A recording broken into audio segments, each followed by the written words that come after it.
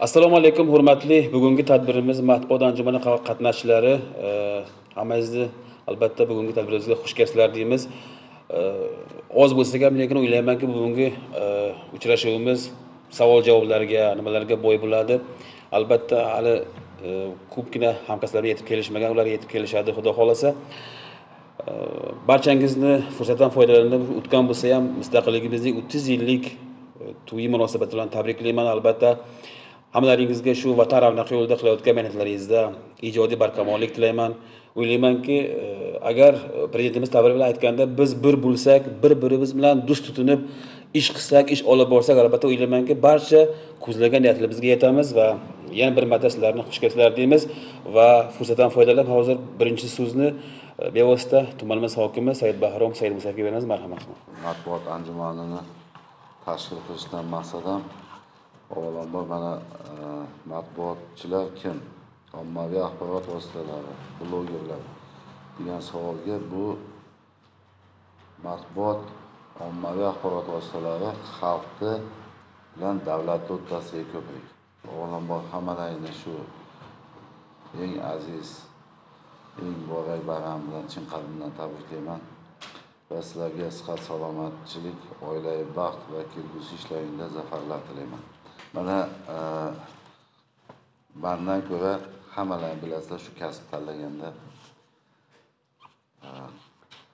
ruslarda bir gap bor. Кто владеет информацией, тот владеет миром. Ya'ni kimda axborot bo'lsa, u dunyoni boshqaradi. Avvalambor hozir 21-asrda umuman ommaviy axborot vositalari siz bu hozir mana blogerlarimiz chiqdi.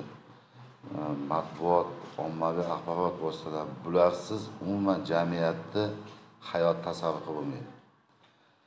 Chunki bo'layotgan ishlar kun sayin emas, sekund sayin bo'lyapti hozir. Bu axborotlarni xalqqa vaqti yetkazib, ularning munosabatini bildirish, xalqda to'planib qolgan o'sha muammolar, xalqning e'tiroziga sabab bo'layotgan omillarni o'z vaqtida davlat organlariga yetkazib berish. Bundan tashqari mana pandemiya paytida aholini salomatligi uchun kurashda biz bir necha bor ta'kidlab o'tamiz. Axborot vositalarini umuman ommaviy axborot vositalarini xizmati beqiyos.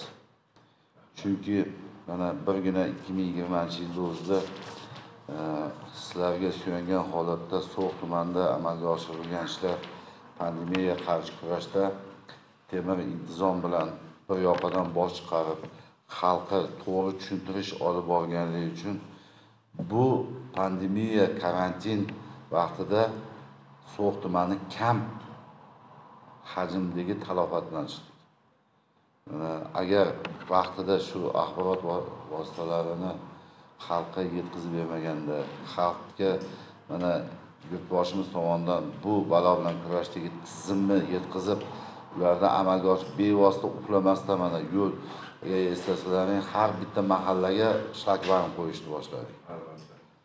Ularni ko'rib manatda o'zini sog'lig'ini ham xatarga qo'yib, nafaqat ko'chalarda, balki o'sha shifoxonada davolanayotganlarning ichiga ham kirib chiqilganiga buni odamlarni vahimaga tushib, vahima sindromi bor, juda ham og'ir narsa.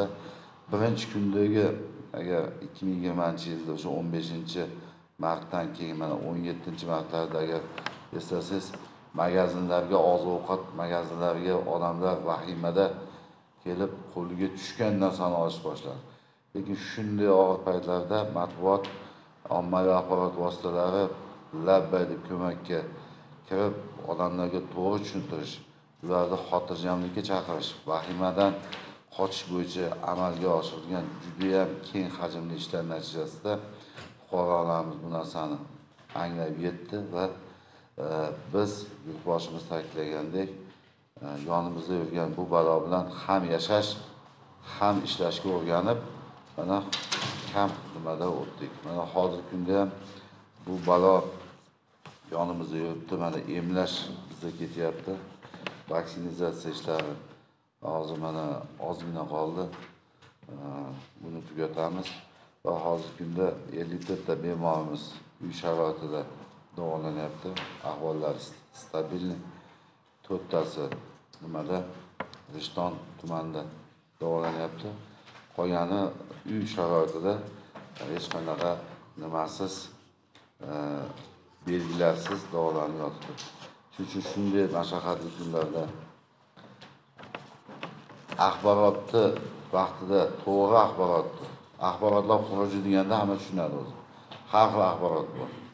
Shuning uchun mana bizdagi bo'layotgan ishlarda sizlarning katta rollaringizni ta'kidlab o'tib, sizlarga o'zim nomidan minnatdorchilik bildiraman.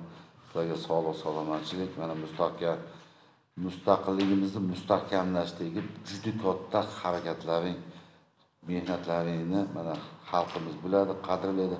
So'x tumanida televizorda So'x kanalini ko'rmagan odam o'zi yo'q. O'sha ayniqsa mana aytib o'tdim, Mag'londa hamma biladi. O'sha 2 soat So'x televideniyasini ko'radi. Ba'zi muxbirlar mana Jahongir Sobirgan, Faridim Parpiyevgan hammasini taniydi bizlar. Shuning uchun avvalambor rahmat. Bugungi mana muloqotimiz mana savol-javob tariqasida bemalol erkinlikni o'tirib gaplashamiz. Fikrlarni eshitamiz. Men o'ylaymanki, nima qilgan taqdirimizda ham xalqqa, jamiyatga foydali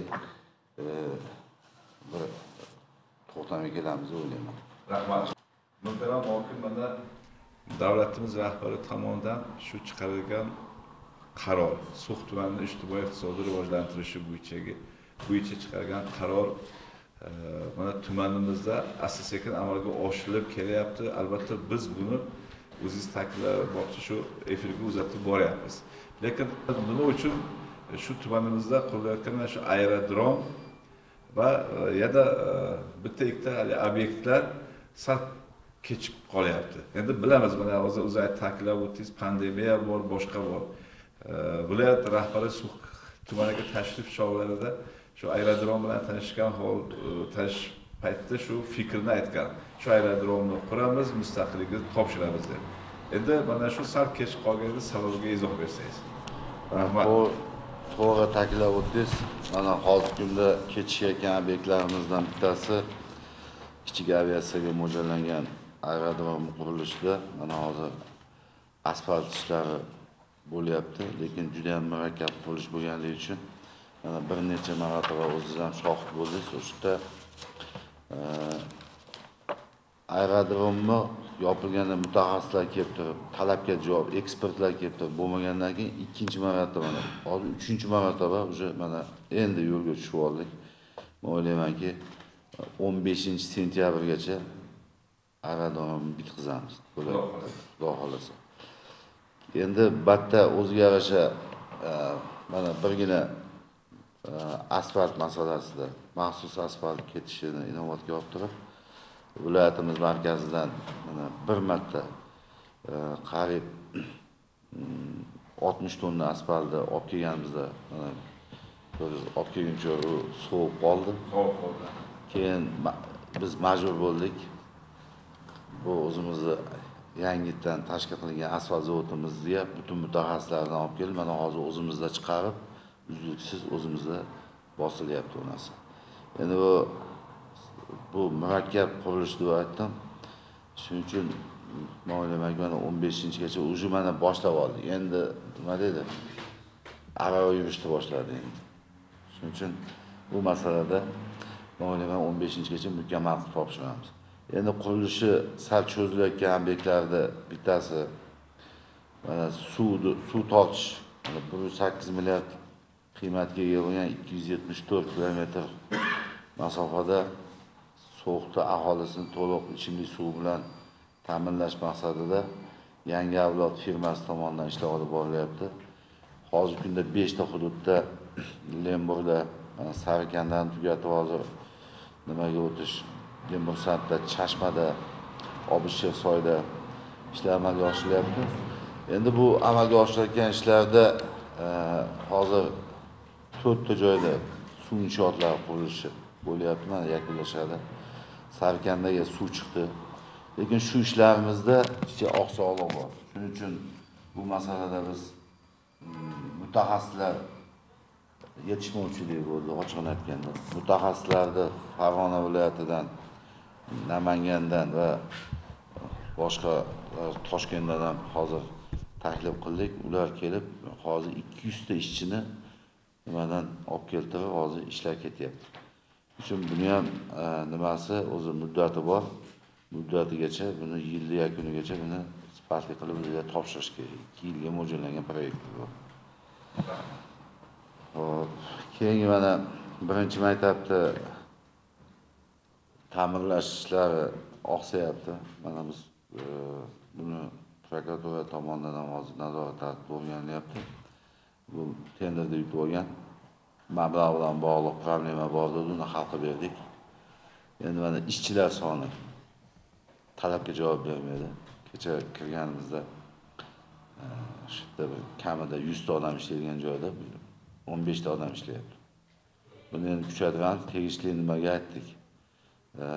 Ag'dan ham hozir 40 ga yaqin nima kelish kutilyapti quruvchilar. Eng qizig'i shundaki, mana bizning tumanimiz asosan Rossiya Federatsiyasida mehnat migrantlari bo'yicha bo'lib ketib, juda ko'pchilik aktiv faoliyat olib borgani uchun bizning qiymati 29 milliard bo'lgan. Bolalar oromgohini qurishda usta yetishmovchilik bo'lganligi uchun hozir Sirdaryodan 40 ta usta kelyapti. Sirdaryo viloyatidan kelyapti. Shuni bular xohlaymizmi, xohlamaymizmi amalga oshirayotgan ishlarni sekinlashtiradi. Mana ishchi o'rin yo'q dedi fuqarolarimiz. Hozir mana birgina qurilishda Qayroq nasos stansiyasida bitta svarshigimiz 7 million olyapti. 7 milliondan, kami 7 million olyapti svarshiklarimiz. Oddiy ishchilar mana 1,5 milliondan tortib, eng oddiysi mana 1,5 million bo'lsa, o'sha 7 millionga, hatto 10 milliongacha oladigan mutaxassislargacha bor. Chunki mana hozir ham bitta ishchi o'rinlar bor. Mana stadionda qurilish bo'yicha ham ishchi o'rin nima kerak? Ishchi kerak bizga. Xohlovchilar bo'lsa, kamida 2,5 million oyligi bor. Agar ishiga qarab, yana ish bay gaplashadigan bo'lsa, hattoki ular 10 million, 15 milliongacha topish mumkin. Hozir ham mutaxassis bo'lsa, qurilish misol uchun g'isht teruvchilar, payvandchilar, santexnika ustalari kerak bizga. Shuni ozgina shu mutaxassislardan bizda yetishmovchilik kutilyapti. Shuning uchun obyektlarimizda qurilish ishlari sust ketayotgan holatlar bor. Mana birgina 12,5 milliard qiymatga ega bo'lgan Oktobrdagi maktabimizda hozirgi kunda 100 dan oshiq qurilishlar, barcha texnikalar bilan jadal ketyapti. Hatto ishlar to'g'ri tashkil qilingan, ishchilari bor, juda ham nima ketyapti. Mana shifoxona yangi terapiya bilan kardiologiyani binosi. Boying уже mana 3-etajga chiqdi. Hech qancha bo'lgani yo'q, 1,5 oy bo'ldi. Ularda ish tartibi bor. Shuning uchun bu ham bizga dars bo'lyapti. Kelgusi mana tenderlar shaffof bo'lyapti. Lekin boshqa shaffof bo'layotgan tenderlarda ham mana nazorat tartibida biz shuni taklif berdik. Uni ko'rish kerak. Bitta quruvchi birorta texnikasi bilan keldi. Yo'q texnikasi. Buni qaytardik biz. Nima qilib texnikasi keladi, batta texnika o'tiryapmiz. Shunaqa omillar bor, shu ishlarimizga ozgina sukashlikka bo'lib qolishiga, sekin qimirlashga sabab bo'lar. Shuning uchun biz hozir alohida ishchi guruh qurdik. Viloyat hokimining o'rinbosari, viloyat prokurorining o'rinbosari boshchiligida ishchi guruh mana shu masalalar bilan shug'ullanishyapti. Biz chiqqanimizdan keyin. Hurmatli hokim, hozir O'zbekiston Respublikasi Prezidentining 47/98 qarori to'g'risida endi savol boshlandi. Endi haqiqatan bu suv xalqi uchun endi tarixiy bir qaror, kelajak uchun qo'yilgan poydevor deb bilaman. Endi agar lojib imkoniyat bo'lsa ayting, qaysi parametrlari bajarildi, qaysi parametrlari bajarilmadi, asosiy muammo nimada, nima uchun bajarilmadi? Rahmat. Bajarilmay qolgan mana sekin ketayotgan narsalar bitta obyektlar bo'yicha aytib o'tdim.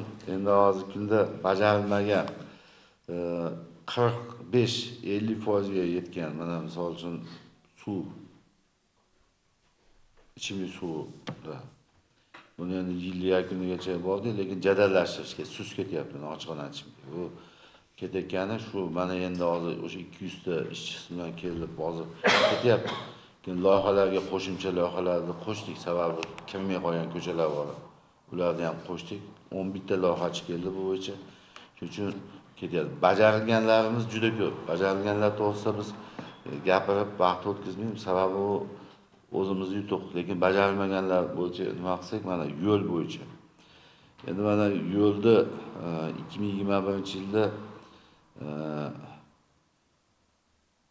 2020-yilda 96 kilometr yo'lda ta'mirlash, beton qoplama o'rnatish yoki shunga o'xshagan nimalar bo'ldi, lekin bu oxiriga yetgan yo'q. Nimaga yo'l sekin ketyapti?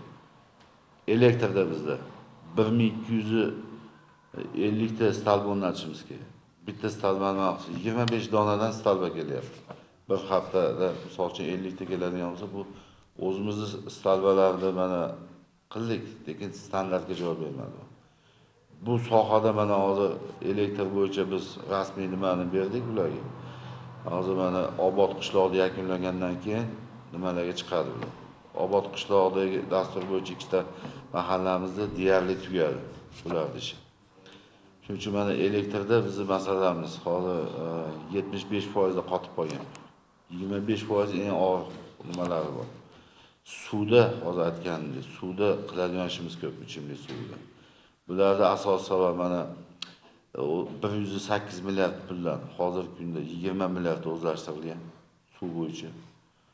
Bu o'zi shu paytgacha 50 milliard o'zlashtirilgandi. Mana hozir bulardan nimasi keldi, mana o'zlashtirilgani mana o'zi 50 milliard, 60 milliardni ishni bajargan.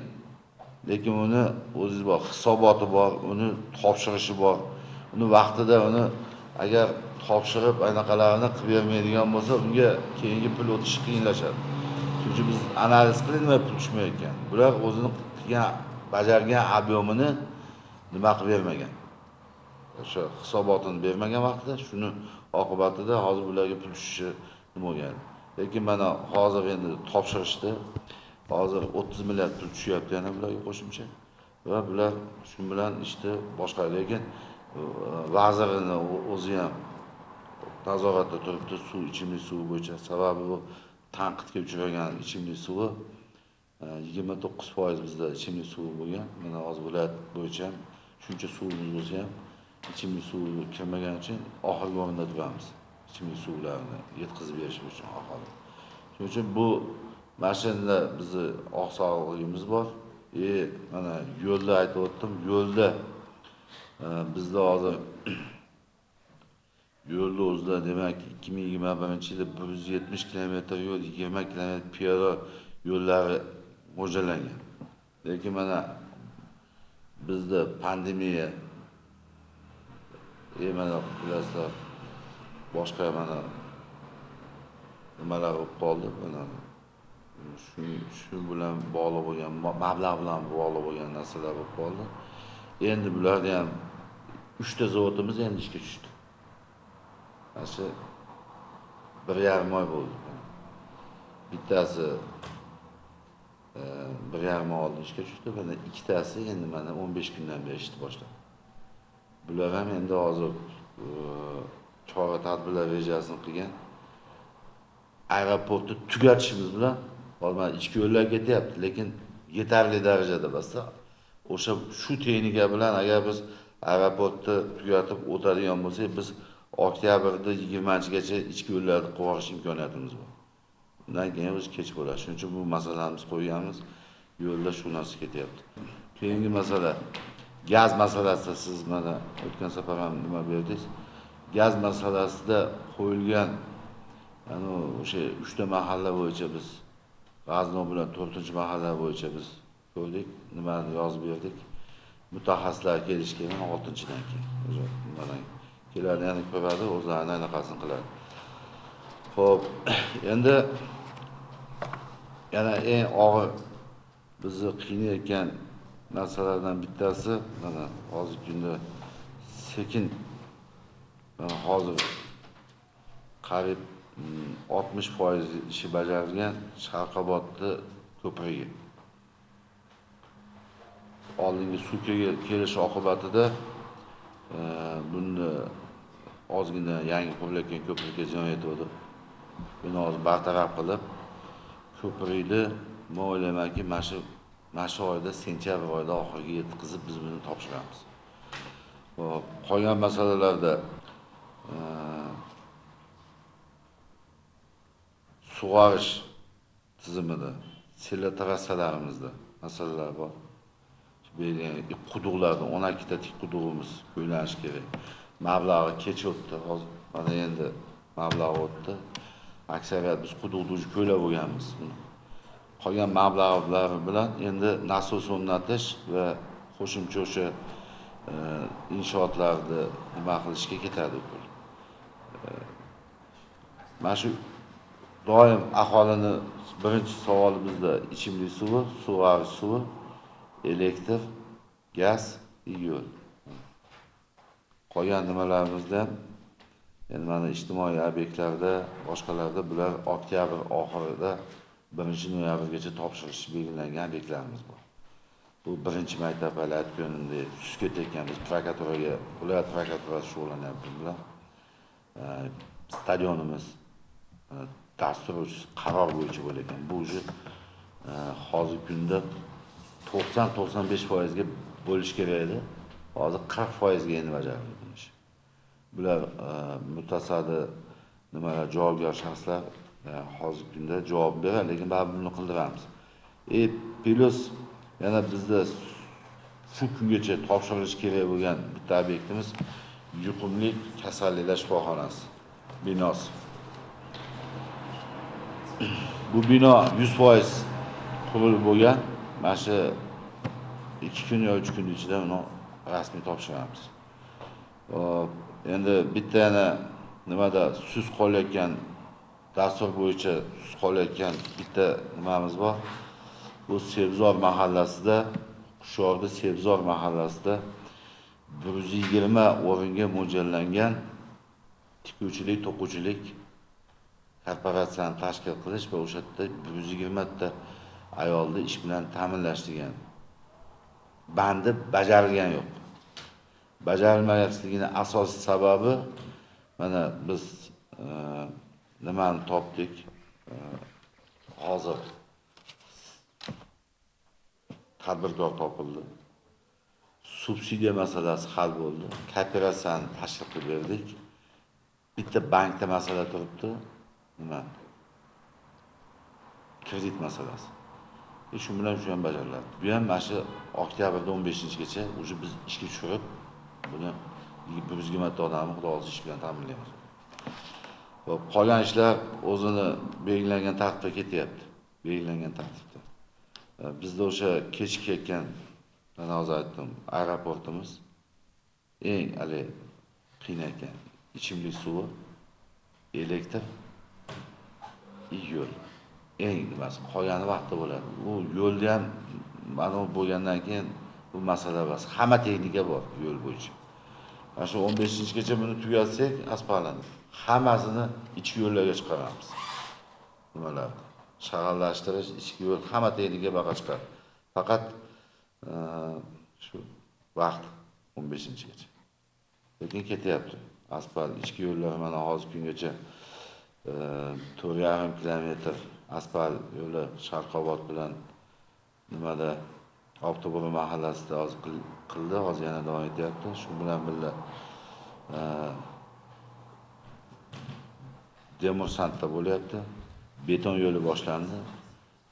Nimada Saribozorchada 700 metr beton yo'li. 5 ta hududimizda beton yo'li ham qo'shildi, qo'shimcha. Shu. Marhamat, savollar bo'lsa. Bu matbuot anjumaniga viloyatimizning boshqa shahar tumanlaridan savollar kelib tushyapti.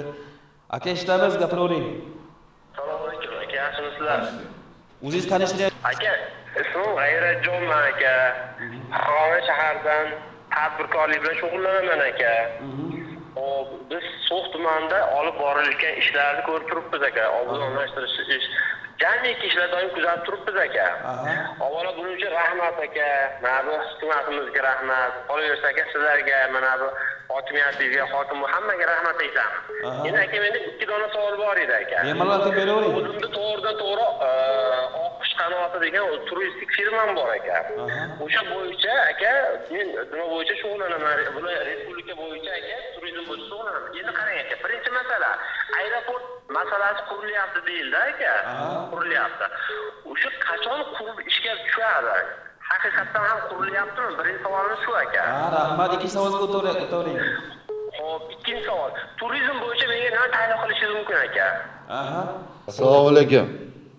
Assalomu alaykum. Alaykum assalom. Yaxshimisiz? Rahmat. Ayrajon, hozir savollaringizni biz eshitdik. Aeroport masalasida mana sizdan oldin ham savol bo'ldi. Aeroportni xudo xolasa 15-sentyabrga mo'ljallayapmiz. To'liq bitkizishdi. Aeroport haqiqatan ham qurilyapti. Keyingisi turizm bo'yicha rahmat mana bergan savolingizga. Bizda turizm bo'yicha juda ham katta imkoniyatlar bor. Birinchidan siz bilasiz, So'x tumani juda ham katta tarixiy nimaga ega. O'z tarixi bor aka. O'z tarixi bor. Mana eshitgan bo'lsangiz 12 ta ziyoratgohimiz bor.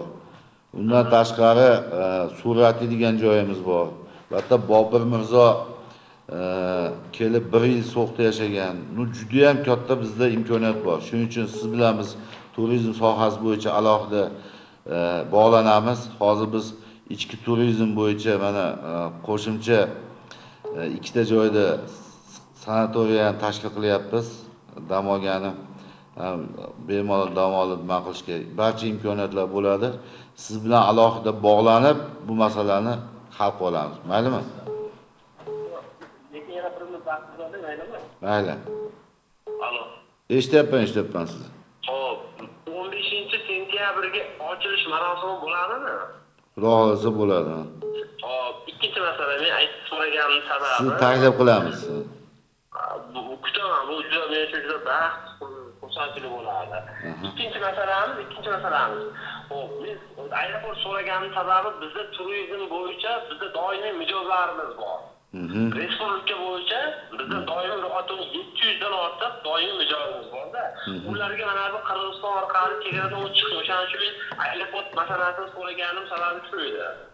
Agar o'shani haqiqatan misol taklif qilsangiz borib ko'rsak, shuni to'g'ridan-to'g'ri bizda mijozlarimiz 80% doimiy misol So'xga biz o'zimiz taklif qilganimiz shunaqa bo'ladi. Bo'ldi, rahmat sizga. Buni albatta inobatga olamiz. Siz bilan mana hozir telefoningizni bilib oldik. 650 50 90 bo'ldi. Siz bilan bog'lanamiz. Rahmat, kutamiz. Rahmat, sog' bo'ling. Bemalol o'zingizni tanishtirib, savolingizni beravering. Assalomu alaykum. Alaykum assalom. Serdor Seyfulloh Hazrati Ali Mehdiyar Raisi nishoni Sufonali Turayzi bilan.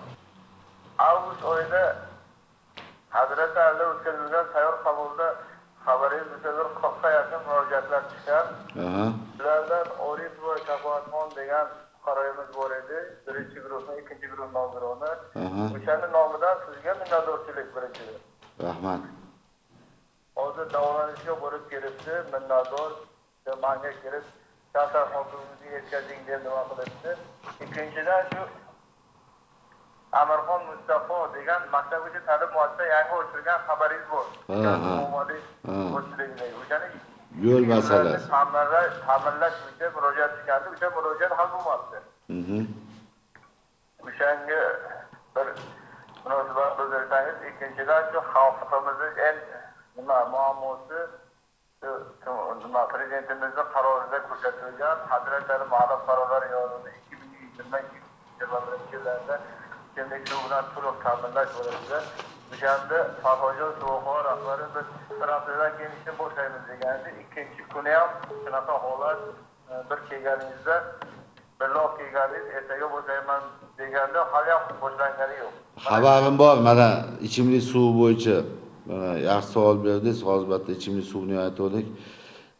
Umuman olganda prezidentimizning qarorining 32-bandida tumanni Obto'bulut, Tul, Xushyor, Qaqir, Sebzor, Sarkanda, Hazratali, Ravon, Yangiariq, Nobod, Lemburg, Qallacha, G'aznov, So'x, Chashma Demursant, Sharqobod, Mufeylar hududida yashovchi 59 mingdan oshiq aholi uchun 274 kilometr ichimlik suvi tarmog'i tortish va 30 ta suv inshootlari qurish va rekonstruksiya qilishlari belgilangan. Endi mana o'sha hozir xabaringiz bor, mana Sarkanda mahallasini qilib 10 kundan keyin boshlayman dedi. Lekin boshlamadi, meni xabarim bor. Bu bo'yicha albatta boshlaydi. Bular menga 3 ta texnikasi buzilib qolganligi, odam nima bo'lib qoldi dedi. Nima qildi endi mutaxassislar endi keldi dedi. Keyingi mana demursantni ham tugadi, Hazrataliga o'tadi bular. Qo'lni texnikasi bilan. Qolgan ishlar ham mana sizni hududingiz bo'yicha hozir beton yo'llar ajratilgan. Yo'l. ishlar boshlab Boshlandimi? Boshlandi. Ha, boshlandi. Xo'p, boshqa yana qo'shimcha sizni maktabingizni nimasini ham asfaltini ham qilib beramiz. Mana xudo olsa. Boshlandimi? Boshqa narsalarni ham sekin hisob kitobini qilamiz. Hali boramiz, men o'zim boramiz, ichimlik suvi bo'yicha. O'sha yerda gaplashamiz. Keyin bog'chani yo'li bo'yicha uni ham ko'ramiz. Uni yo'l nimasiga topshiriq beriladi, ichki yo'l nimaga obodonlashtirishga. Borib ko'ramiz. Uchinchi masala shu hukumat yoshlar kichik sanoat zonasi. Sizning qaroringiz yuzasidan shu barpo etilgan shunga elektr tarmog'i tortish. Mana pulni xabaringiz bor, o'shanda mablag' ajratilgan yo'qdi. Mana bir hafta bo'ldi. Viloyatimizga mablag' ajratildi. Shundan hozir kelib bizni tuman bo'yicha hisob kitob qilib mablag'ni ajratadi va albatta biz unga tortib beramiz. Muammo yo'q. Rahmat sizga. Yoshlar sanoat zonasiga agar svet bo'lsa, shu Hazrati Ali Sari Kanda Sari Bozorgadan 250 ga yaqin yoshlarimiz doimiy ish bilan ta'minlanadi. Bo'ldi. Mana rahmat, sog' bo'ling. Omad ishlaring. Assalomu alaykum. Hurmatli olimlar. Assalomu alaykum. Jurnalist bilan. Bugungi birinchi savolim shuki, prezidentimiz tomonidan shu Suf tumaniga boshqa tuman, shahar, viloyat qatori ishsizlikka e'tibor ko'p beryapti. Mana o'tgan yillari ikkita fabrika bizda ham qurilib o'tkazdi. Shu asosiy shu ishsiz odamlarga qilgan. Shuni natijasi mana oxirgi yillarda nima bo'ladi? Shuni boshqa o'zingizni endi tumangiz tajriba asosida boshqa nimalarga qilsa bo'ladimi? Yoki shunday hal ketadimi? Mana zo'r savol berdingiz. Mana siz ham sovuqlikda fuqaro sifatida, misol uchun Devarondagi tekstilni bekor turganidan juda ham tashdasiz, to'g'rimi? Mana Asaka bank bilan o'sha qilingan o'sha tadbirkorni o'sha orqali qurgan binosi mana 2018-yilda bo'lgan bo'lsa, ishlagan bo'lsa bir 3 oylik ishlarni shu bilan to'xtagan. Biz 2020-yilda ularga yordam berish maqsadida mana dastlab niqoblarni tiktirishni boshladi. Keyinchalik harbiylarimiz mana o'zim qo'mondonni olib zakaz olib berdim. Buyurtma ularga 1 milliard 200 millionlik.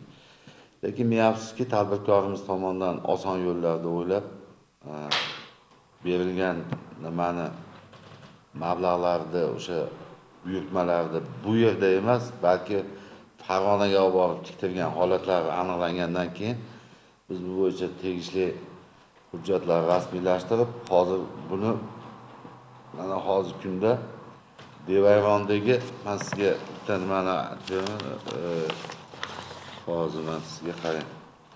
Bosh vazirimiz ham 29-iyun kunidagi yig'ilish bayonlarida ko'rsatib o'tilgan. Mana shu joyini men sizga o'qib bersam, siz o'zingiz bir to'xtamga kelib olasiz. Mana demak, mana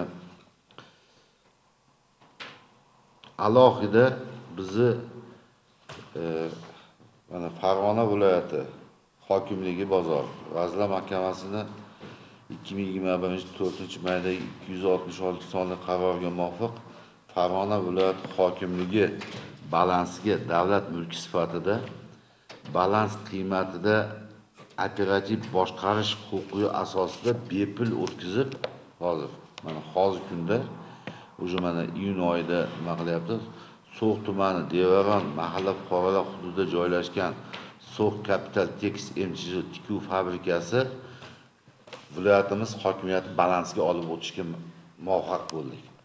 Mana hozir kunda biz 16 ta fuqaromizni o'qityapmiz tikuvchilikka.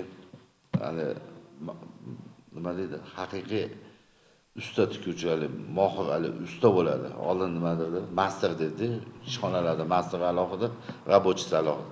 Xuddi shunaqa nima deydi? Hozir Namangan viloyatida hozir bizni nimalarimiz, Marg'ilonda, Namanganda hozir o'rganish tajriba o'tkazib, biz kecha tadbirkorlar bilan uchrashuv qildik kechqurun. Tadbirkorlarga mana sizlarni orqali yana nima qilmoqchiman, kimda agar xohish bo'ladigan bo'lsa, shu tekstilni yurgizaman. Ishchilarimiz bor. Ro'yxatni shakllantirib, hammasi nastar turibdi. Bitta bizga tadbirkor mana kecha ham berdik. Mana So'xdan shuni yurgizaman degan tadbirkor bo'lsa, shunga biriktirib beramizda. Hozircha balans hokimiyati balansda, viloyat hokimiyati balansda turgan tarzda sekin ishni boshlab olsak, keyinchalik agar imkoniyat bo'lsa, sekin o'zini nimasiga sotib olish huquqini. Men prosta o'zim nima berdim? Endi uni qiymatini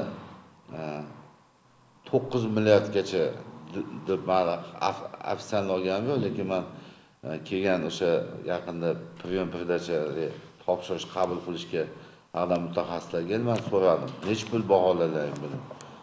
Sen 9 milliardgacha dedi. Endi 9 milliard mengacha qimmatga o'xshadi u. Shuning uchun men o'zim boshqatdan hisoblab chiqqanda uzog'i 5 milliardga boryapti. Shu 5 milliardni ham biz nima imtiyozli qilib turib, uzoq muddatli 10 yilga bo'lib to'laydigan qilish shart bilan shuni taklif berdim. Mana 10 yil, mayli dedim, 20 yil. Mana mehnat bandiydi vazir birinchi o'rinbosari kelganda u kishiga aytdim. Men 10 yil dedim, u 20 yil dedi. Bo'ldi, zo'r. 20 yil sekin to'lab uzib oladi nimasi. Shunda agar biz hisobladik, bir yilda misol uchun 5 milliard bo'lganda, bir yilda 250 milliondan to'lab olganda 20 yilda to'lar ekan. U 250 million hech nima olmay qoladi agar to'liq hajmda ishga tushganda. Lekin bizda yana sizlarning imkoniyatlardan foydalanib, agar kim shuni yurgizmoqchi bo'ladi, tanlov asosida qilamiz. Hech qanaqa korrupsiya, ortiqcha qog'ozbozlik, ortiqcha bunaqa narsalar yo'l qo'yilmaydi. Kelib yurgizib olaman degan o'sha o'zining ham salohiyati bo'lishi kerak. Shu bilan bilasizlar, har bitta tadbirkorda ham o'zini mablag'i bo'lishi kerak. Baribir dastlabki nimalar. Lekin davlat tomonidan baribir biz kecha mehnat bandlik vazirining birinchi o'rinbosari kelganda shuni men qo'ydim, agar 100 ta odam olsak, boshlashga bizga subsidiya berasizmi? Beraman. Har bittasiga 3 million 600 mingdan subsidiya qilib beraman. Bu degani 100 ta odam olganda, yana qo'shimcha unga 360 million o'sha asbobangabiga va bo'lmasa o'sha materialini boshlashga pul bo'ladi. U davlat tomonidan berilgan yordam bo'ladi. Shuning uchun sizlar bemalol agar ko'p muloqotda bo'lasizlar, tadbirkorlar bilan shularga yetkazsalar, yurgizaman degan odam bo'lsa, o'zimiz so'xlik kelib yurgizsa, menimcha maqsadga muvofiq bo'ladi. Mana kecha Qo'qondan tadbirkorimiz keldi. Ko'rdi, men gaplashdim bu yigit bilan. Bu kishi Qo'qonlik investorimiz. Men gaplashganimda 3 ta shunaqa fabrikani yurgizar ekanlar. Bittasi Farg'onada, ikkitasi Qo'qon hududida. Shundan umumiy eksportni 67%ni Qirg'izistonga eksport qilar ekan. Bunga zo'r imkoniyat mana. Qirg'izistonga chetdan eksport qilib ko'rasizlar, endi hisob-kitobni qilib ketishdi. Yana men o'zimizga yana aytayapman, bu degani u oldi degani emas. Agar bizda mana Rossiya Federatsiyasida men bilaman, katta mana bizni nimalarimiz katta ishlab chiqarishlar qilishayotganlar bor. boshqa SNG davlatlar, hatto mana Toshkent shahrida mana eng katta g'izzavodni mana devayronli yigitimiz yurgizyapti, hali Xoldor degan. Mana shularga biz nima qildik? Mana yurgizaman degan odam chiqsa bemalol. Lekin bizga hozir mana 1 oy muddat berildi yurgizish uchun. 1 oyda mana ma'lum bir qismi o'tdi. Mana shu sentyabr oyida shuni yurgizib olsak, yurgizish uchun bizga bitta hozir yaxshi tadbirkor kerak, tamom. Ishchisi bor. Shu. Bu kecha shuni televizorda ko'rsatgan Namangonda bitta fabrika bor ekan, yoshda kadr. Shuni men ko'rib, sizga shuni savol berdimki, haqiqatan u yosh kadr, juda yosh. Hozir u aytayaptiki, biz endi erkaklarning kiyimlarini, mana hozir kostyum shuni ham bu yil boshladik. Keyingi yillarda nima rejangiz bor deb muxbir savol berganda aytdiki, keyingi yil ayollar uchun kiyimlarni tikamiz. Hozir qayerga eksport bo'lyapti? Boshqa Rossiya, boshqa Tojikiston, Qirg'iziston shu nimalarga eksport qilyapmiz dedi. Shuning uchun endi sizdan bu haligi Qo'qonlik yoki boshqa nimalar bo'lsa, mana shu biron yig'ilishda, shuni katta yig'ilishlarda o'zingiz aytsangiz, agar shu tadbirkorlikni birinchi suhdan chiqsin, agar chiqmaydigan bo'lsa, shu biron joydan o'zingizda shu nimalarga ko'p gap tajribangiz bor. Mana men sizni tushundim. Xayrullo Hayitboyevni o'zlari meni Namanganga jo'natishdi. Namanganga borib o'zimni ko'zim bilan ko'rdim kasb ishimlarni. Haqiqatda eksport hisobidan haqqi rost.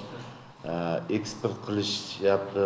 Odam bitta korxonada ishlansangiz, bitta korxonada 1000 ta odam ishlayapti. Qirg'oq bo'lmaydi uni. Hatto men ko'rib turib, lol qoldim. Biz bilan hamkorlikka xayrixoh bittasi bizni So'x tumani hokimini nimasi ekan, birinchi o'rinbosar kursdosh ekan. U yigit bilan hozir men shug'ullanyapmiz. Lekin juda katta imkoniyat bor bizda. Hamma kerakli jihozlar bor. Oshchana sarf qilmaydi. Olib kelib, qo'yib tikadi xolos, tamom. Farg'ona viloyati axborot va ommaviy kommunikatsiyalar boshqarmasidan savol berishdi. Hozir ovozli xabar qoldirishdi. Telegramda o'shani qo'yib beramiz, o'zingiz javob berishsiz. Assalomu alaykum.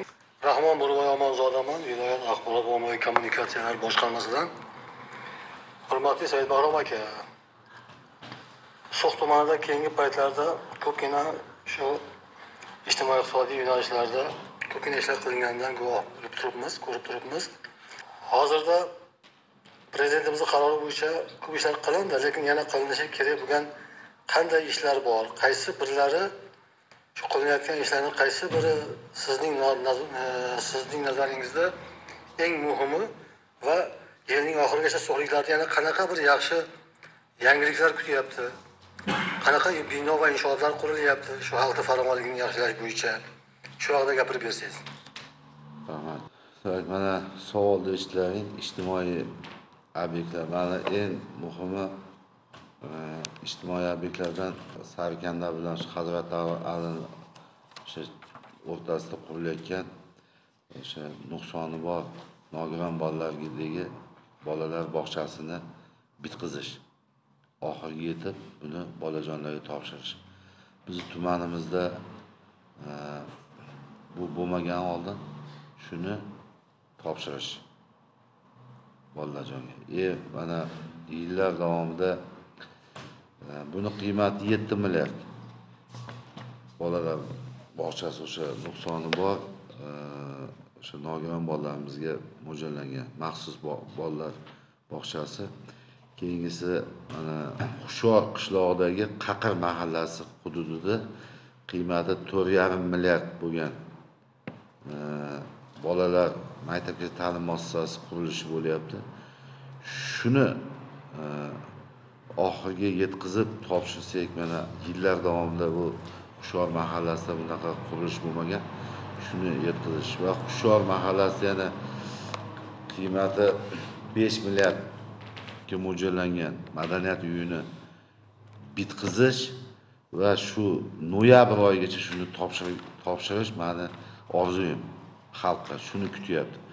Qolgan qurilish ishlarimiz olib borilyapti. Sharqobodda 5 milliard 170 millionlik bo'lgan yangi zamonaviy ko'prikni ham qurilishini shu oyda yakuni bilan xalqqa topshirsak, juda ham xalqimiz shundan minnatdor bo'ladi. Shuning uchun hozir bu masalalarda biz shug'ullanyapmiz. Albatta, mana yurtboshimizni So'x tumaniga bo'layotgan e'tibori, umuman So'x tumani uchun ajratilgan shuncha mablag'lar, shuncha qurilishlar bu tarixda, So'x tumani tarixda bunaqa bo'lmagan. Shuning uchun birgina o'sha ko'prikni olganimizda ham 30 yil ichida bir marta o'sha Hokimjon Sayfiddinov boshchiligida xalqimiz hashar bilan qurgan ko'prik bor edi, bitta. Mana 1 yil bo'lgani yo'q, ikkinchi ko'prik qurilyapti, bitkazilyapti. Bu albatta bu xalqimizni juda ham quvontiradi. Shuning uchun mana shu obyektlarimiz, mana Sharqobodda yana 30 yildan beri armon bo'lib kelgan bolalar bog'chasi mana topshirilishga tayyor holda. Ertaga Xudo xolasa mana shu 2 kun ichida buni ochilish marosimini qilamiz. Qiymati 3 milliard 800 millionga boradi va 190 ta bolajonlarimizga mo'ljallangan. Bu 30 yildan beri orzu edi. Eng zamonaviy, men o'ylaymanki, birorta hatto o'sha poytaxtimizdagi bolalar bog'chasidan ham buni hech qanaqa kami yo'q bo'ladi. Rahmat. Navbatdagi savol, hurmatli matbuot anjumani qatnashchilari, hurmatli hokim, So'xda so'nggi 2 yil ichida juda katta o'zgarishlar ro'y berdi. Bu obodonchilik sohasida ham, aholi turmush darajasining o'sganida ham ko'rinadi. Aytingchi, So'xda davlat menga nima berdi emas, men davlatga nima qildim deguvchilar ham ko'paydimi? Ularning qaysi ishlarini alohida ko'rsata olasiz? Muhammadjon Obidov, Farg'ona haqiqatining bosh muharriri. Muhammadjon Obidov, assalomu alaykum. Mana haqiqatda so'nggi 2 yil emas, 5 yilda agar olib qarasak, So'x tumanida juda katta o'zgarishlar bo'ldi. So'xda xalqimiz mana yurtboshimiz rahbarligida amalga oshirilayotgan ishlardan juda ham minnatdor. Hozirgi kunda o'zini mehnati bilan, o'zini harakatlari bilan hozir amalga oshirayotgan ishlarimizga tomoshabin emas, xayrixoh bo'lib bevosita qatnashayotgan aholimiz juda ham ko'p. Shukrona aytayotgan xalqimiz juda ham ko'p.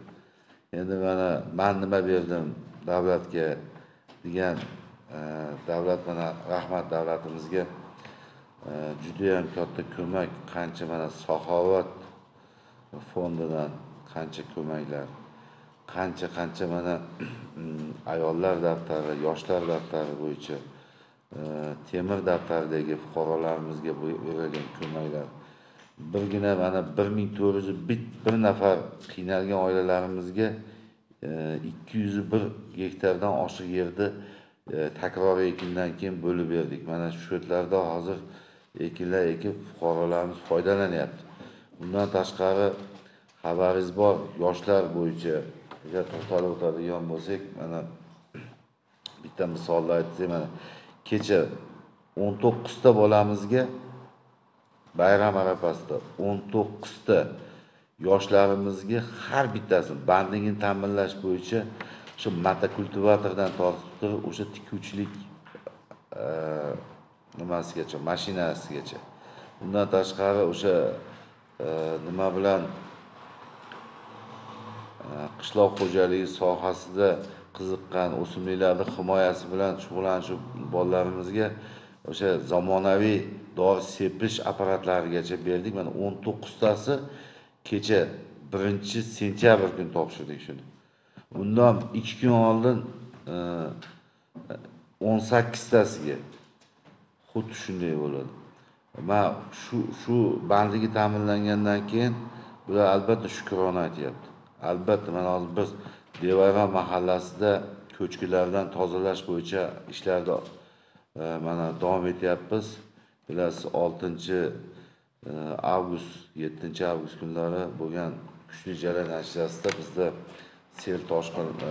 sel kelish natijasida ko'chkilar yuzaga kelib, bizni Devayron, Malbut yo'llarimiz ancha zararlangandi. Uni tozalab, hozir mahallani tozalayapmiz. Qarangki, shu e'tibor bergan yoshlarimiz hammasi eng quvonarlisi. Mana kecha bergan 19 ta bolamizdan o'sha motokultivatorlarni ko'tarib, o'sha berilgan 6 tasiga motokultivator hammasi kelib ishlayapti.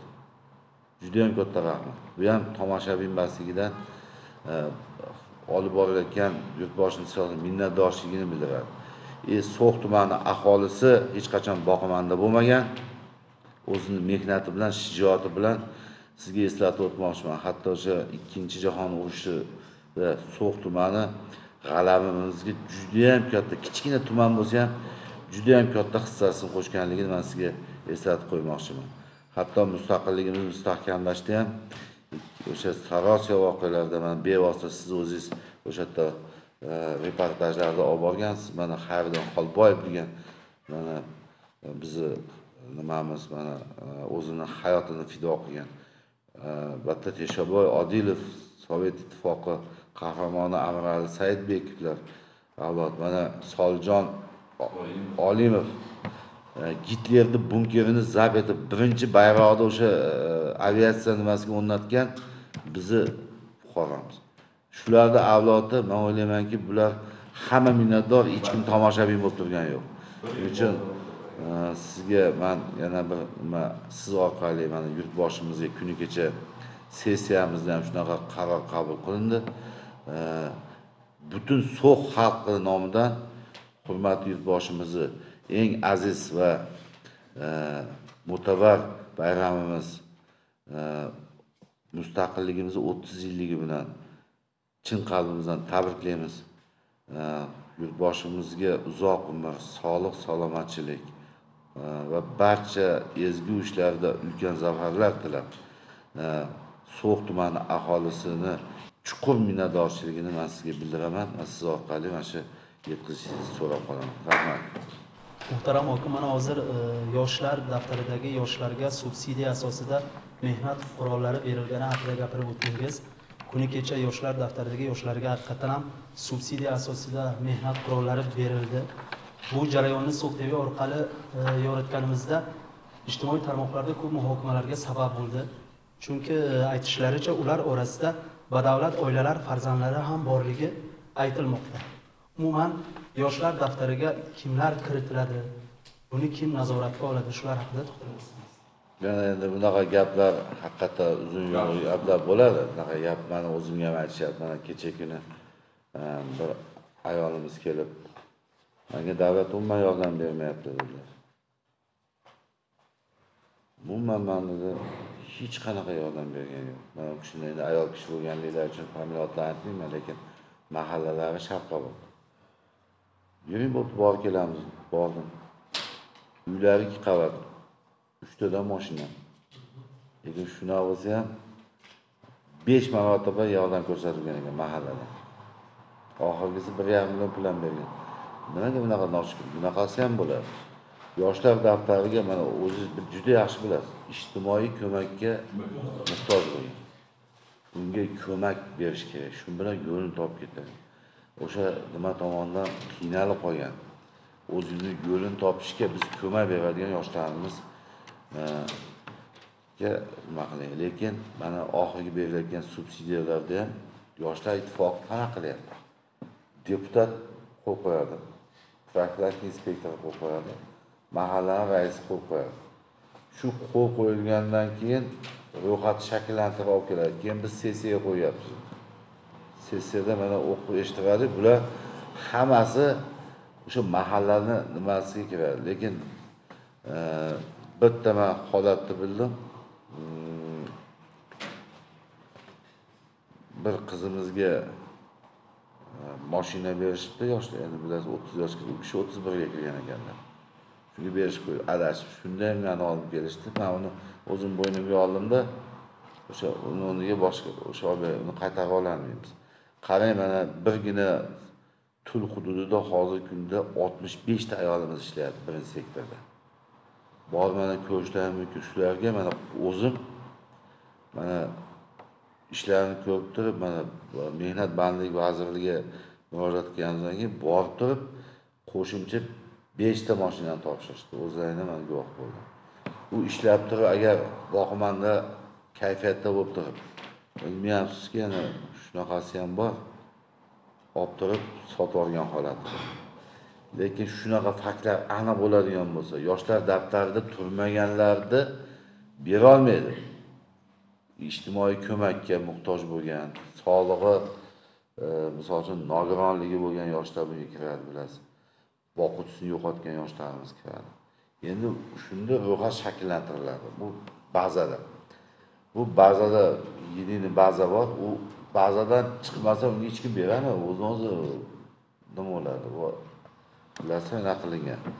Hammasi baza shakllantirilgan, shu yeni anaqa bazaga kiritilgan.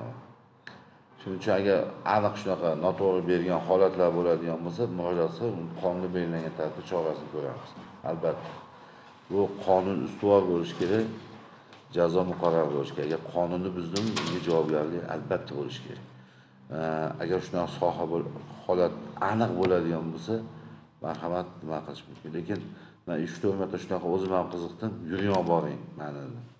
Lekin olib borolmadi. Eshitdim, unaqa bilan bo'lmaydi. Aniq ko'rsat. Mana kecha o'zingiz qatnashishlar, işte boy-badavlatlar bormidi? Dajular nima o'ylayotganini ham tushunmadi hali. Nima hamalar hapaslar degan savol berdi. Lekin mana aniq bo'ladigan bo'lsa, bilib bo'lmaydi. Balkim birovni qo'yib yuborishgan bo'lishi mumkin qonunni buzib. Ba'zan agar shunaqa holat bo'ladigan bo'lsa, javobgarlik masalasini hal qilamiz. Endi bu yerda javobgar hokimbo'ni fikriga hokimbo'ni sulhga kelganiga 2-3 yil bo'ldi. Misol uchun hamma kim qanaqa ahvoli, qaysi sharoitda yashayotganini hokim tushunmaydi. Hokimni komandasi bor. Ijtimoiy boshqa hammasi hokim. Endi bular vijdonni sotib, kimgadir qaysi boyvachchaga berib, oddiy o'sha davlat rahbari berayotgan narsaga ham xiyonat qilib, agar pul qo'yib shuni beradigan bo'lsa, buni hech qachon kechirmaslik kerak. Hech qachon. Hurmatli programmamizda yana iltimos qilamiz. Bu signalda. Hurmatli programmamizdan mana bu qator buni tekshirish. Mana oxirgi berganimiz ikkita holatda, ko'pchilik bergan, 18 ta, 19 ta ular ko'rib bersin. Mana sizning murojaatingizdan mana biz shuni beramiz, tekshirib, xolisona bir nazorat tartibida tekshirib bersalar, agar shunga yo'l qo'yilgan bo'lsa, bizni hech kim kechirmaydi. Uni biz berdi o'ylaydi ular. Haqiqatda biz beryapmiz. Lekin men buni albatta jazosi qonunda ko'rsatilgan holatda u jazosini olishga, agar qonunni buzdimi, ayniqsa mana bu siyosat, bu narsalarda hammasi osmondan kelib tushmaydi buni. Bitta kelayotgan asbobni o'sha angarni olish uchun qancha mehnat, qancha mablag' yurtboshimiz uni qanday qilib nima qilgan biz anglayapmiz-ku, mana anglab yetyapmiz. Qanday qiyinchilik bilan o'zimizni boshimizdan mana o'tyapti. Kichkinagina bitta tumanda qancha qiyinchilik bo'ladi. Lekin butun davlatimiz bo'ylab bunday yoshlarga ko'mak berish, yoshlarni mana bittadan o'sha yo'lini topib berib, uni daromad manbaini shakllantirish uchun qilinayotgan shuncha sa'y-harakat, mana tizim, bitta qaror bor. Vazirlar Mahkamasining qarori bor, buning tartibi bor. Bu bo'yicha nazorat tartibida albatta tekshirib ko'ramiz. Bu signal keldi, buni oxiriga yetamiz. Assalomu alaykum Saidlardan, Said. Assalomu alaykum jurnalistlar, blogerlar. Men mustaqil bloger Dalal Hasanov bo'laman. O'zimning 3 ta savolim bor, shuningdek boshqa joylardan savollarni ham kelib tushgan, shularni berib turgan, aniqlik kiritsak. Ma'lumki, barcha yurtimizda, barcha hududlarda 4 ta sektor rahbarlari ishtirokida sayyor qabullar bo'lib o'tadi. Shu jumladan bizning so'xda ham albatta bu narsa bo'lib o'tmoqda. Lekin shu paytgacha Sarikanda qishlog'ida sayyor qabul bo'lmagan. Shu masala bo'yicha qachon mana shu ikkinchi sektor rahbari ishtirokida shu mahallada sayyor qabul tashkil qilinsa, ikkinchi nazaran, ma'lumki ko'ldagi So'x Rishton yo'lidagi ko'prik yaqinda ba'zi sabablar ko'ra yopildi, chunki shu ko'prik masalasi bo'yicha hozir bir tomonlama yo'l bilan o'tishyapti. o'sha qiziqtiradigan savol shu bo'lyaptiki, insonlarning xavfsizligi qay darajada ta'minlangan. Odamlar ham ba'zida o'sha yerdan o'tishdan sal qo'rqishyapti. Shu narsa insonlarning xavfsizligi ta'minlanganmi? Uchinchi savolim, prezidentimiz tashabbuslari bilan tumanimizda bog' tashkil qilingan. O'sha hozir ammo hozirgi kunda u bog' ishlamayapti. Uning sababi nima? Chunki yerda ko'p attraksionlar olib kelingan, yoshlar borib maza qilib kechgami kunduzmi borib hatto dam olish yoshlar uchun yaratilgan bog'. Lekin bugungi kunga qadar u bog' yopiq. Shularga oydinlik kiritsak. Rahmat. Rahmat. Sarkanda mahalla fuqarolar yig'inida mana shu haftada tashkil qilamiz. Yangi haftada. Albatta ikkinchi sektor rahbari yangi bo'ldi. Bu kishi bilan birga niyatimiz bor. Mana Hazrat Alida, Saribozorchada mana shu o'tgan haftalar davomida Gulistonda o'tkazdik, G'aznida o'tkazdik, mana Hushyorda o'tkazdik, Sharqobodda o'tkazdik. Endi navbat Sarkandada. Sarkandada biz uyma yurish orqali nimada bo'luvdik. Bunda hamma ma'lumotlar bor. Siz men o'zim yurib chiqqanman, uyma o'sha murojaatlar bo'yicha. Endi mashq haftada, yangi haftada albatta o'tkazamiz. Qo'shimcha sizga ham o'sha kunini nimasini aytamiz. Bizda asosan Chashma mahallasi,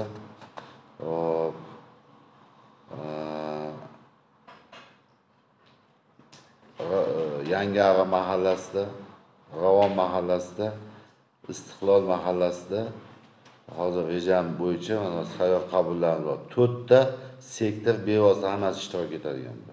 Alohida sektorlardan tashqari. Mana kuni kecha Navobodda ham o'tkazganmiz.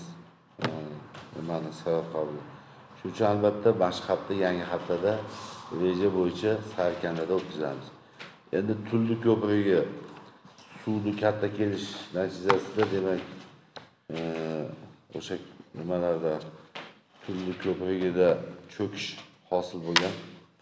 Biz mutaxassislarni olib kelib ko'rsatdik. O'sha piyodalar uchun va bittadan mashinani nazorat tartibida o'tkazish uchun ruxsat berildi. Shuning uchun mana hozir kunda o'tyapti. Albatta ko'prikda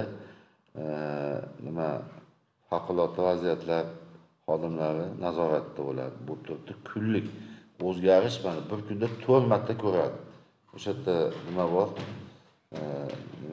O'lchov birliklari bor, o'sha mutaxassislarimiz. Ozgina o'zgarish bo'ladigan bo'lsa aytiladi. Bizda hozir mana umuman o'zgarish bo'lgani yo'q. Cho'kish holatlari qayta kuzatilmadi boshida o'sha ko'chgandan keyin. Shuning uchun fuqarolarning xavfsizligi bo'yicha ruxsat berildi. O'sha piyoda o'tish bittadan yuk mashinasiga mumkin emas. Yuk mashinasi o'tish mumkin emas.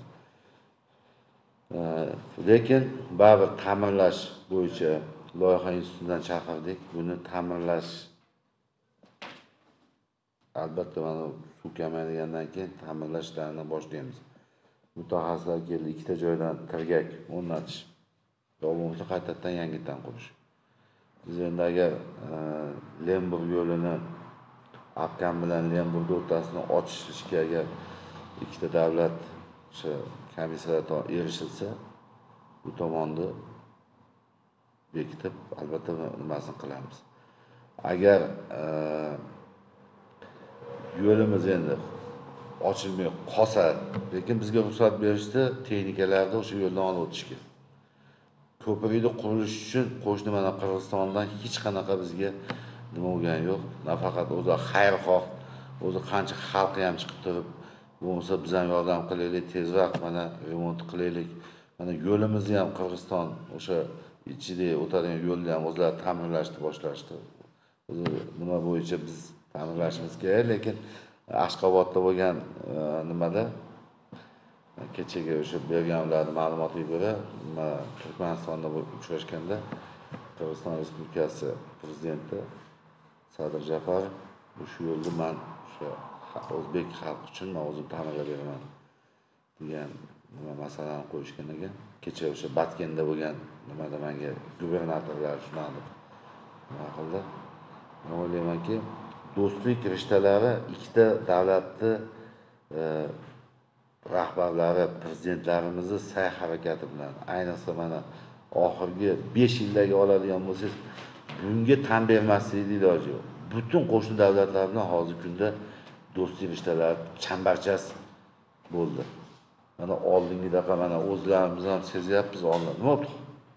To'sh hokimi bunaqa gaplar yo'q. Hozir kutib olishlar ham o'sha boshqacha bo'ldi. Mana Ahmad hamma sezyapti. Endi bo'ladi. Bu hayot bor joyda bo'ladi, lekin avvalambor ikkita O'zbekiston Respublikasi prezidentiga minnatdorchiligimizni bildirmoqchimiz. Necha yildan beri ochilmagan yo'l yurtboshimiz sa'y-harakatlarini ochib berdi. Shuning uchun juda ham katta rahmat. Buni odamlar juda ko'p kutgan. Shuning uchun ham hozir mana qo'shimcha bizga aytib o'tishim, mana takliflar kunigacha biz Qadamjoyda ham uchrashuv qildik. Uchrashuv davomida mana Qadamjoy tomon o'sha yerda MIT degani o'sha tashqi ishlar vazirligidan ham xodimlar qatnashdi. Bizga bitta taklif berishdiki, Qadamjoyda hokimi Qutbiddin Abdurahmonovich Shakirov shu temir yo'l masalasini o'zlari bizga temir yo'l qilaylik shu yo'ldan deyapti. Bitta temir yo'l qilaylik. Shu albatta bu taklifni biz ham beramiz dedik. Bu taklif Qirg'iziston tashabbusi bilan bizga aytyapman, birinchi dastlabki qadam. Agar bular ham o'sha bizga mana qanaqa taklif, mana kecha biz kelishganimizda bizga uzunzorlar qilib berildi. Mana Oltiariq hokimiga shunaqa iltimos qilinyapti. Uzunzor qilib beramiz, qancha yer bo'lsa ajratib beramiz. Nimada mana biz o'zimiz So'q tumaniga metan zapravkasini qurib beringlar, mana hamkorliklar qilaylik. 5 ta metan zapravkasini biz tadbirkorimiz jo'natdik. Gaplashib bu bo'yicha endi rejalashtirishni nima qilyapti. Endi yoshlar bog'i masalasi bo'yicha eng og'irroq joyimiz yoshlar bog'i. Yoshlar bog'i bo'yicha sud mana ben o'zim ichki ishlarda ishlayotganimda ham 6 marta tozalatkizib berganman. Hatto o'sha Arafa kuni ichki ishlar xodimlari bilan tozalaganmiz. Chiqdi bitta. Mana bayram arafasida yana tozaladik mana yaqinda. Lekin bu bog'da o'sha tashabbusga nima tadbirkori bilan bankda o'rtasida muammolar yuzaga kelgan. Birorta talabga javob bermaydi, texnik holatlari yaroqsiz bo'lgan. Olib kelganda ham eski BU'larni olib kelib o'rnatgan. Shuning uchun birorta attraksionini ishlatishga ruxsat berilmagan. Lekin biz mana viloyatimiz hokimi ham bu bilan xabardor. Hozir sud jarayonlari tugadi. Bu garovda turibdi hozir. Biz yana shu taklif bilan chiqdik. Bizga beringlar mana xuddi tekstilni olganimizda shunga bizda hozir bitta tadbirkorimiz olaman deb turishibdi. Bu ham o'sha tadbirkorimiz o'sha Chumoqchadan Niso rahbari firmasini bitta shart qo'yaptilar, hamma nimasini olib ketsin, yangitdan qilaman. attraksionlarni. Lekin juda ham to'g'ri. Bizni ham mana shuni tugamashi turadi. Men 28-29 kunlarda tozalatdik mana. Odam kirmaganlik natijasida juda katta bir nima bo'lgan. Lekin u xususiy mulk sifatida turibdi. Nima bilan o'rtasida hali men nima qilgan juda katta summa bank bilan o'rtasida nizoli holat sud yana berilgan. Hozir uni nimasi men o'zimiz qismimiz bo'yicha oldik. Nima uchun menda hozir turibdi. Kecha masalani qo'ydik. Ozgina buni baholatishda juda katta narx qo'yib yubordi bunga. Bular. Buni qayta baholab turib, men o'zi viloyat hokimimiz ham imini shu bilan shug'ullanyapti. So'qqa olib berishmadi. Men birinchi aytdim, madaniyat nimaga obodonlashtirishga olib beraylik yo madaniyatga olib beraylik. Shu narsa. Sababi mana hozir men kecha aynan shu qaror bo'yicha yoshlar bog'i qurilishi rejalashtirilganda So'q tumanida. Bu biz yangi bozorimiz oldida yerni taklifini qildik. bilasiz, hozircha menga yer berish to'g'ridan to'g'ri huquqim menda yo'q, lekin taklifini kecha berdik. Qiymati 8 milliard bo'lgan zamonaviy yoshlar bog'i va amfiteatr qurish. Yangitdan. Nima qilinadi? Bu do'stlik bog'i hozirgi kunda nomi yoshlar bog'ini baqa taklifini berdik. Lekin shu jarayonda shuni qilishimiz kerak. Men bu masalani o'zim ham qo'ydim. Hop, 2018-yildan beri men sizga hisoblab beraymi? 51 marotaba tadbir bo'ldi. Bu yil ham men tadbir qildim. Ataylar shu to'xtab qoldi demasin. Konsert dastur bilan. Mana yana nimada boshlaymiz zaten konsert qilish. Faqat o'zimizni balansga olish birinchi niyat maqsadimiz. Yo bizda mavjud tadbirkorga olib berish. Shu. Hurmatli hokim, mana siz So'x tumanining 3-chi kuch ishlatar tizimdan chiqqan hokimsiz. Endi sizningcha, sizning fikringiz bu tasodifiy holatmi yoki davr talabi e'tirofimi? Ikkinchi savolim, So'x voqealaridan keyin bo'lib o'tgan bir majlisda muhtaram prezidentimiz So'x muammolarini ko'rib, bilib turib, ko'rmaganga yo bilmaganga olganligi aybni xalqqa to'nkab, So'xliklar og'ir xalq ekanligi bilan izohlab kelishgan. Endi shunga sizning munosabatingiz birinchi, ikkinchi, mana shu og'ir xalq degan yo og'irlar faollardan So'xliklar bilan uchrashdingiz bo'ldingizmi yoki rahbarlardan shunaqa og'irlari bo'lganmi? Yurtboshimiz bilan mana bevosita martaban muloqot qilganman. So'xda xalqiga men ta'zim qilaman. So'xda xalqi yillar davomida aziyat chekkan. Qancha sinovlarga bardosh bergan. Shu xalqqa juda ham katta niyatim bor. O'zim borish niyatim bor. Deb turib, ashuni men nimani internetdan agar bo'lsa olishimiz kerak. Men juda yaxshi fikrlar bildirishgan. Lekin So'x tumani bo'yicha, xalqi bo'yicha birorta yomon gapni men eshitmadim. Og'ir bu vazminlik. Vazmin. To'g'ri. Sabrli degan. Mana shuncha yukni nima qilgan ovozi chiqarmaydi mana. Ali o'tgan safar aytdimki, mana 13 yildan beri shalakan Ali qiz. Oyog'i yurmay qolgan, kimdir o'sha paytda itarib olgan, umurtqasi singan, qilgan Ali bosiq ota-onasi gapirmaydi Ali. Mana suv tursa chanqab turibdi. 3 kundan beri suv ichgan yo'q. Suvni bering demaganiga qarang. Shunga biz ko'rdikda, mana professorni olib kelganimizdan keyin professor ko'rib, jicha harakat qiladi, qiz qimillashni boshladi. Keyin 50 million shunga 50 million qarang. Pul ajratildi. Shu qizni davolash. Lekin professorni qarang. So'x uchun men pul olmayman. Shu qiz uchun men shu pul olmayman. Lekin mayli, olmasangiz o'zingiz qo'lingiz bilan bering, lekin bizni tuzating degan nimani qildik. Lekin mana Kamol aka, siz ham necha yil davomida mana shu qancha odamlarni ko'rgan bo'lsangiz, mana men qayerga borsam So'xda ishi bitadi. Bu ham So'xga e'tibor. Keyin oxirgi bitta nimani aytay sizga. So'xda gullatib, yashnatib, So'xda hali shunaqangi bir nima qilamizki, So'xga kelish orzu bo'lib qoladi. Mana oxir gaplar, orzu bo'lib qoladi. Keyin hamma rahbarlar ko'zingni ochganingda, ko'zingiz ochilsa, ko'zga So'x ko'rinsin. Bu aynaqa ma'noda aytildi-da. Demak, batta bizni qiynalgan mana muammolarimiz biz birin ketdi. Mana meditsinada qiynalaman men. Nimada qiynalasiz siz? Meditsinada.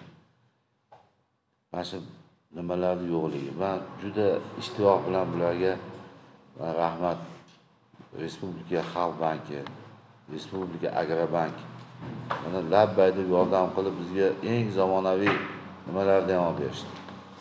Lekin men afsus bizda shu mutaxassislar kelishi 35% dan emasda nimani vrachlarimiz shtatga qaraganda 40 mayli maksimum 40 bo'lishi mumkin, oxirgi 7tasini. Qolganini keltirish kerak. Shuning uchun bu men o'ylaymanki, so'qqa nisbatan juda ham hurmatlari baland yurtboshimiz. Mana bosh vazirimiz ham oxirgi selektorlardan ko'pincha biz qatnashamizmi? So'q to'g'risida gapirdilar. So'qda dedim, xalqni men hech qayerda ko'rmadim dedi bosh vazir. Men qoyil qolganim dedi. Hammang bor so'qqa o'rgan dedi. So'qni xalqidan o'rgan. Toshdan guruch olyapti degan dedilar. Mana shu gapni. Toshda guruch olyapti. Sizlar dedi, hammang bor so'qqa dedi. Shuning uchun men ko'pincha o'zim xursand bo'lib ketaman shunaqa gaplarni baribir eshitganimiz uchun. Endi kuch tizimidan o'tish nimalari desak, bevosita men o'zim hokim sifatida hech hayolimga tasavvurimda hokim bo'laman degan hayol bo'lmagan. Lekin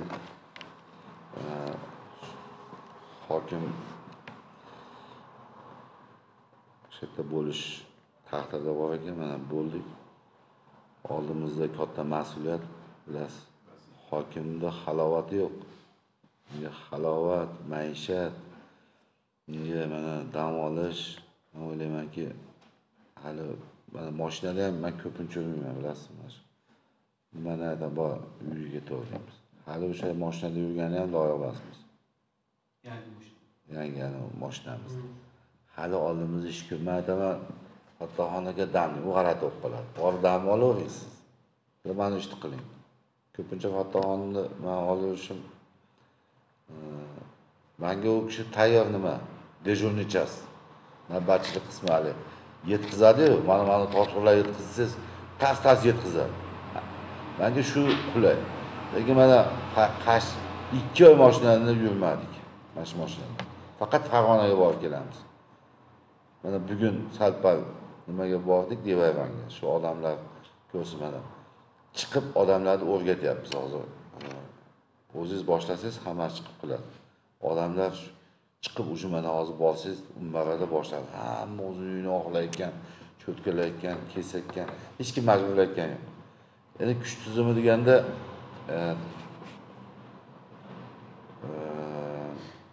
bizni ichki ishlar idoralari bilan xalq bilan bevosita ishlaganmiz. Ko'p joylarda xalq ichida yurganmiz. Menda misol uchun solishtirish imkoniyati bor. Mana Quvoda ishlaganman. Marg'ilon shahrida ko'p yillar Marg'ilon oddiy ichki ishlardan shu boshliq, shu bo'lim boshlig'i lavozimigacha. Keyin mana Farg'ona tumanida, Quvoda, Qo'qonda, Beshariq tumanida, viloyatda bevosita ko'p yillar mana uyushgan jinoyatchiga qarshi kurash bo'limini boshlig'i, keyinchalik mulkiy turdagi nimani boshqarmasining boshlig'i, umuman jinoyat qidiruv va terrorizmga qarshi kurash boshqarmasi boshlig'i. Xullas shu lavozimlarda ishlash jarayonida bevosita xalq bilan muloqot qilishda ham bizni o'rganib bor deyman. 4 ta sektor degani bu 4 ta tayyor hokim degani. Bundan bog'liq har bitta sektorga o'zini vakolatlarini mana hozir beryaptilar. Mana o'zgarish bo'ladi. Mana shu bayramdan keyin katta o'zgarish bo'ladi. Mana bular sektorda yurgandan keyin xohlaymizmi, xohlamaymizmi shu ijtimoiy iqtisodiy muammolar, umuman boshqa sohadagi muammolar hammasida to'g'nash keladi. Bu kuch tizimidan qo'ygani, men o'ylaymanki, birovni qo'rqitish uchun qo'ymagan. Boshqa uchun qo'ymagan. Faqat ishlash uchun qo'ygan bo'lsa kerak. Shu. Mana bitta narsani bitta misol qilib berishim mumkin-da. Agar so'qqa shunaqa e'tibor berish uchun albatta so'q xalqi mehr bo'lmaydigan odam qilmaydi-da. Bali ko'p narsalar aytgan yo'q. Karavon kelgan oziq-ovqatlar. Bularni bittasini gapirganmiz. Yurtboshimiz jo'natgan. Mana oxirgi mana shu oyda avgust oyini ikkinchi yarmidan hisoblasangiz, ana ikkita mashinani ham yurtboshimiz bergan prezidentimiz. 25 tonnali zamonaviy suv, ichimlik suvi tashiydigan mashinamiz. Mana bunaqa ko'tarma nima deydi? Mashina. Vishka deymiz ruschasiga. O'sha vishkani kelishmadi. Bitta vishkani olib kelmasdan stalbalarimizga anaqalar qo'yolmadik. Hozir ko'rasiz, qanaqa o'zgarish bo'ladi. 2 kilometr bizda markazini obodonlar rekonstruksiyani o'zgartirishdi, qo'shimcha 5 kilometr ham qo'shib berishdi. 7 kilometr bo'lyapti. Mana bular endi birdaniga olib ketmaydi. Hozir loyihachilar o'ylab, noqonuniy sinoslarga yo'l qo'ymaslik. Odamlarni faqat rozi qilish. Birorta norizolik qiladigan harakat qilmaslik. Hokimboy yana o'sha davlat rahbarini mana video selektorlarga qatnashaman. Shu dastlabki saylovda davlat rahbari shu Rishtonda o'zi aytgan. Bizni olib borayotgan qo'shnilar bilan munosabatimiz suhlilarga ma'qulmi degan fikrlari bor va shu gapni aytgan.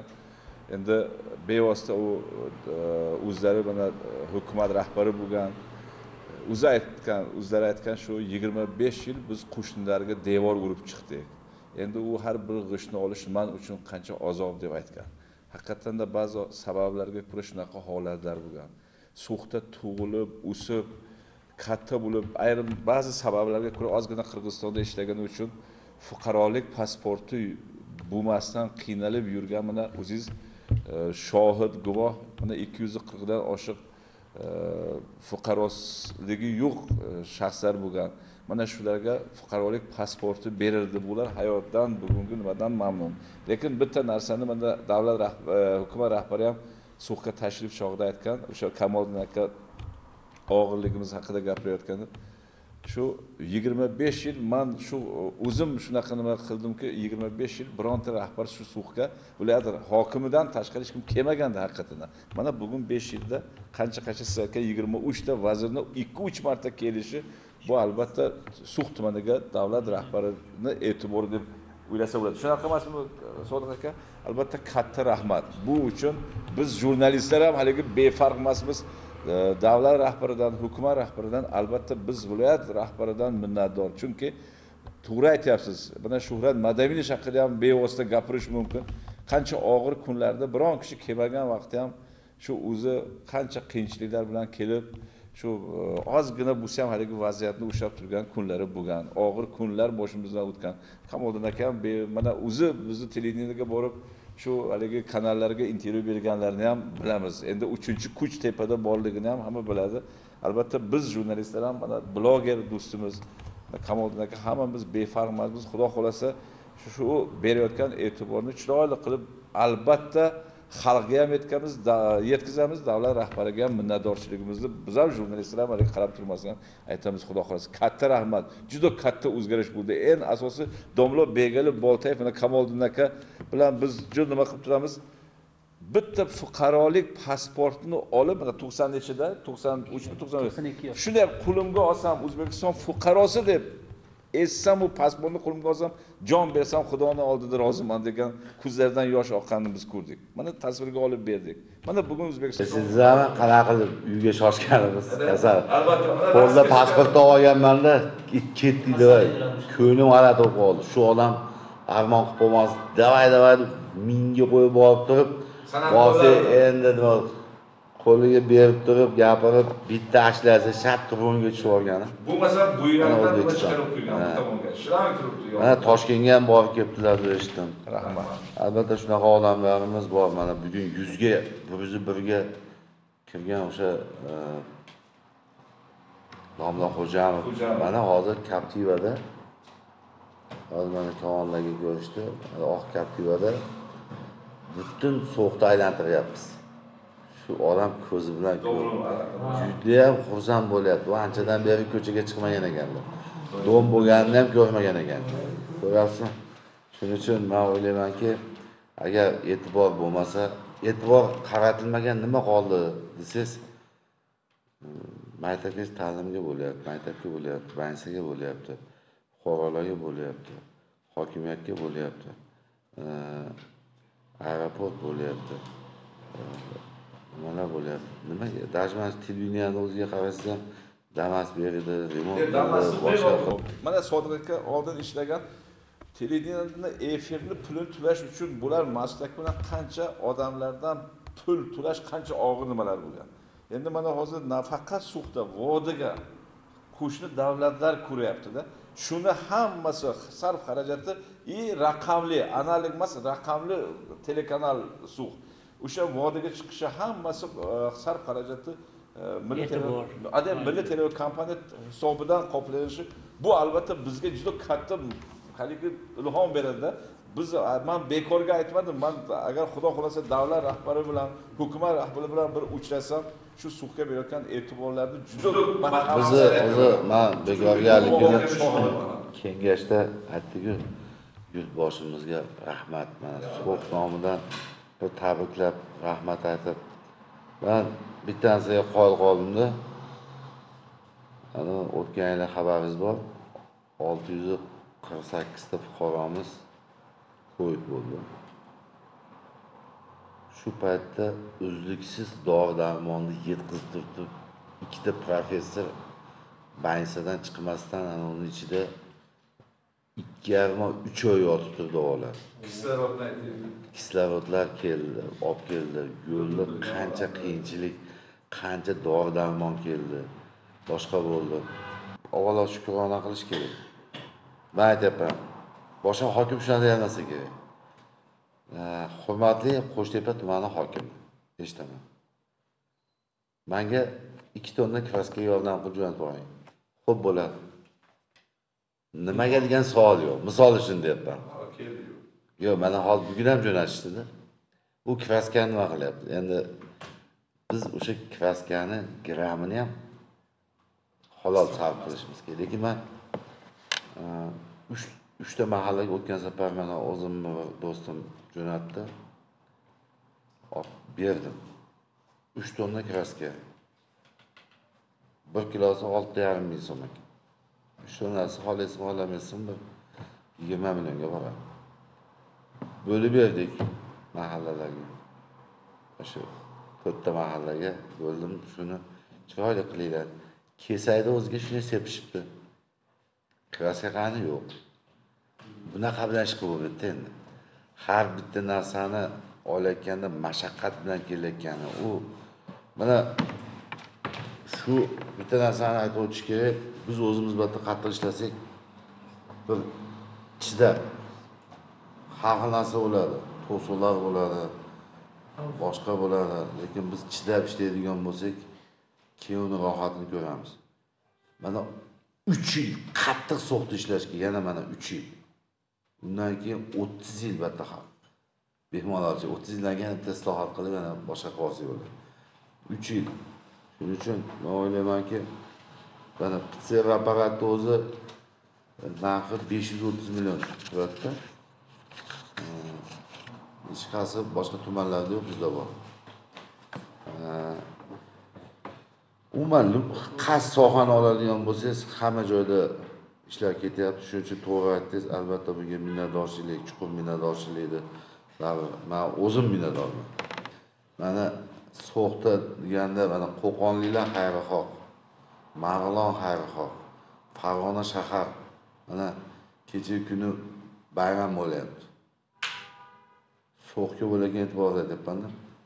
Biz So'xliklar endi qorong'i kech o'tib ketyapti, chegaradan o'tishimiz kerak. Shuncha silsak, viloyat hokimimiz bilan 4 ta sektor yonimizga qayerga ketyapti So'xliklar. To'xtash. Orqamizdan chiqishib to'xtatish. Keyin biz aytdik shunday yo'limiz nima? Keyin vasa bizni nima qilishdi? Hurmatli joyiga qo'yayotgan. Bu hammasini o'ylaymanki, So'xga bo'layotgan e'tiborga bitta nimasi. Shuning uchun biz faqat labbaylik shunga ishlashimiz kerak. Endi sizdan bitta meni ham shu iltimosim. Endi bu mana Xudo tepada siz haligi halolligingiz, pokligingiz Kamoliddin akani yonimdaligidan foydalanib aytmayapman. Juda ko'p odam shu Said Bahrom akaga ayting Endi bizni siz bilan haligi bevosita halol, haligi o'zi aytdingiz, halol ko'prik, xalq bilan hokimiyat orasida halol ko'prigimizni bilib turib, ham siz bizga berayotgan e'tiboringizni ham odamlar ko'rib turar ekan, mana televizorda chiqishingizni. Shu agar imkoniyat bo'lsa, mana biz hammamiz bir tana bir jon bo'lib sizni atrofingizda haligi nimaga o'xshab shu Chashma bilan G'aznovdagi shu tabiiy gazga agar nomimiz tarixda qoladi. Mana o'zi qolyapti. Mana shu aerodrom baribir tarix gapiradi. Kimni davrida bo'lgan desa, baribir sizni davringizda. Bu Said Bahrom aka bu hozir hech kimga nima qilmayapti, lekin bir vaqtlar keladiki, hozir aytyapmiz-ku tarixda kecha Amir Temur haqida mustaqillikni 30 yilligida bir ko'rsatuv berdi-yu nimada, mustaqillik maydonida. Xuddi shunaqa bir vaqtlar keladi. Mana Dodoxon biz Xudo xolasa tanijon sog' bo'lsak, aytamiz agar shuni bir fikringizda agar siz bir xulosa bersangiz bizga, biz ham atrofingizda jipslashib shu Chashmaga qanaqa holat bo'lmasa, agar ozgina bo'lsa ham gazni shu tabiiy gazni yetkazib bersak, mana nima bor, lekin tabiiy gaz yetib bormagan joyga haligi propan bilan ta'minlaymiz degan mana ta'minlab berdi. Bunga biz buni aytyapmiz. Zangatga mana o'zi kelib mana shu yerda odamlar zapravka qilib ketayotgan nimada ham bo'ldi. Agar shuni nima qilib bersak, katta ish bo'ladi. Biz ham Xudo xolasa sizni ishingizni dovrug'ini daligi O'zbekistonga chiqarishga, O'zbekiston tashqariga chiqarishga tayyormiz. Rahmat. Ana Komonlarga hozir nima qilyapti? Kecha kuni ham sabr qilmasdan xatni berib oldim, mana mutaxassis kelsin. Xo'p, bizda savol beramiz. Nima qilsak suv gaz boradi. Shunga bizga anaqasini qilib. Bu keladi, mana Ulug'bek aka ham bizga xayrixoh viloyat gazni rahbari. Albatta men odam jo'nataman. Men ham aytdim, nima dam olish kunlari o'tgandan keyin jo'nating deb aytdim endi hali. Dam olish kunlari. O'zim ham yetib boraman deyishdi. Men o'ylayman, dushanba kuni menimcha kesalar kerak u kishi. Kelsa biz ko'rsatamiz. Mana Shuhrat Madanovich ham va'da berganlar. Paytlar Hushyorni, Chashmani ko'ring, qayerda imkoniyat bor. Qayerdan olib kelishimiz kerak. Mana mablag' bilan bog'liq bo'ladigan bo'lsa, Xudoga shukr, men qo'rqmasam tezroq chiqaman lekin. Mablag' bilan bog'liq bo'lib quvurga yo boshqa narsaga mablag' olsa, uni men topib kelaman. Hozir 2 milliard deydilarmi, 3 milliard men topib kelaman bu pulni. Xudo xolasa. Bizga mana shu yerdan shuni o'ylasang pul bo'ldi, chiqadi deb garantiyani bersa, menga mablag'ini o'zim topib kelaman. Rahmat. Komonlarga ham bitta o'zini aytmaydi, o'sha Chashmani gapiradi. Bundan so'raydi bundan.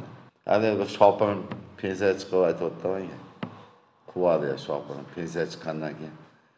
Endi o'rtachalik pensiya chiqdim. Pul olsin. Endi sizni Said Bahrom aka desa bo'laveradi. Bo'laveradi. Ko'rdingizmi? Ashnaqada bu aka o'tib ketadi. Endi hurmatli matbuot anjumani qatnashchilari bevosita ijtimoiy tarmoqlar orqali berilgan savollarga o'tamiz.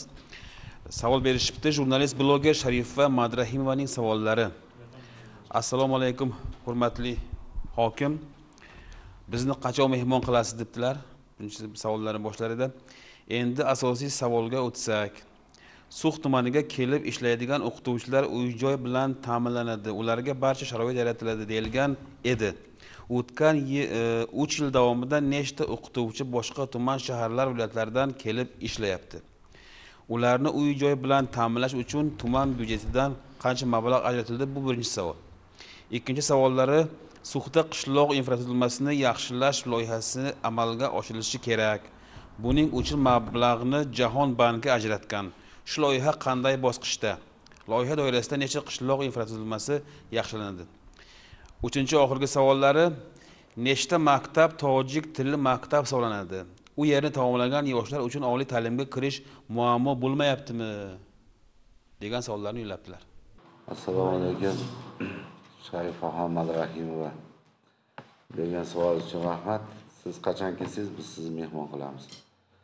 Doim eshigimiz ochiq.